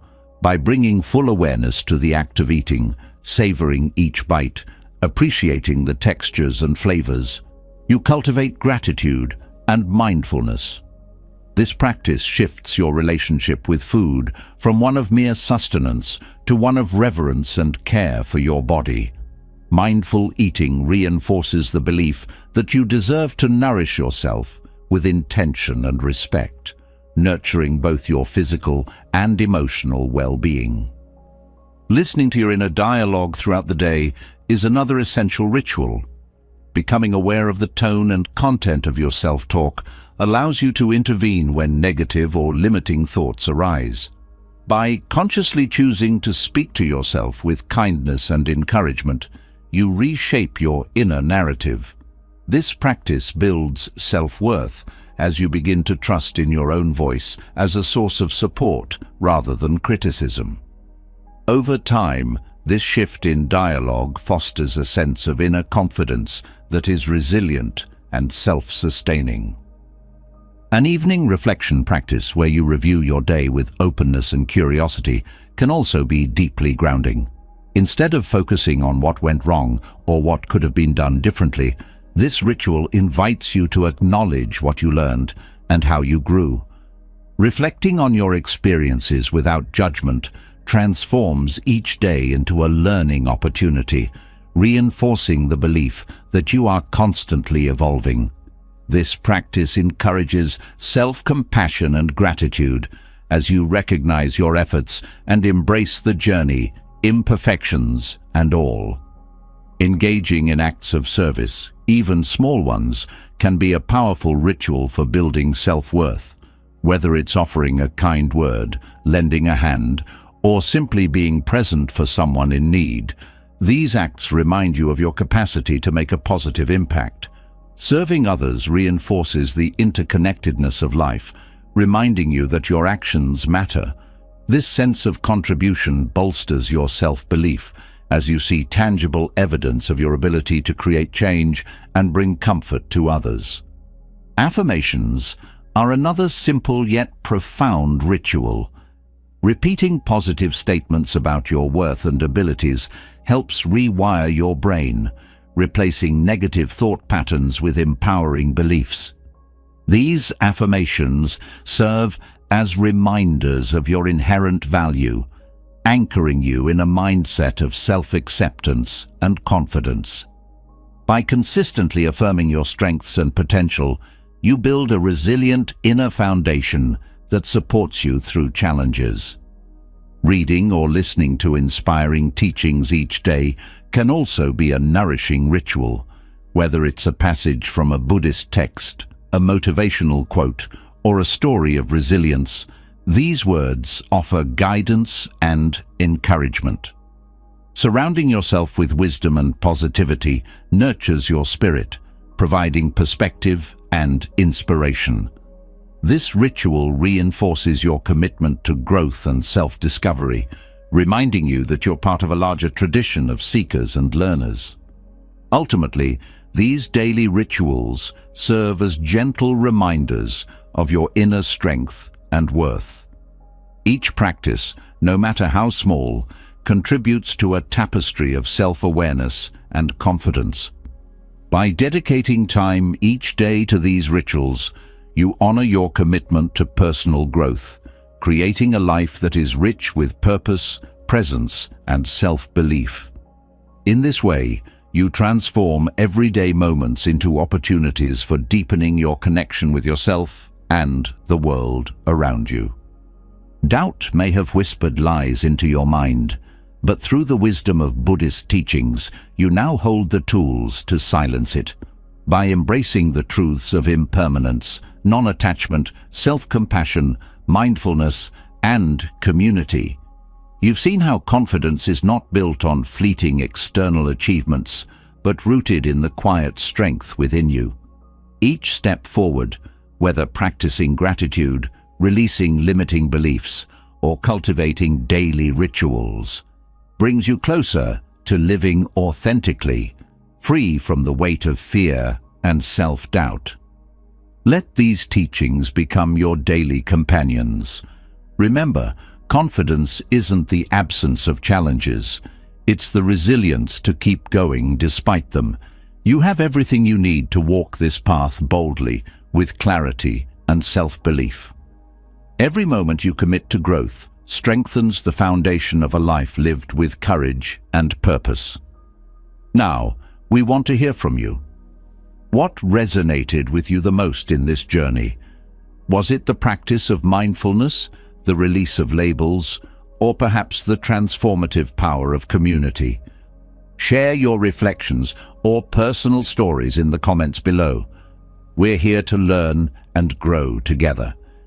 If you found value in these lessons, don't forget to subscribe to the channel and hit the bell icon so you won't miss future content that inspires and empowers. Your journey is just beginning, and we'll be here to walk alongside you every step of the way.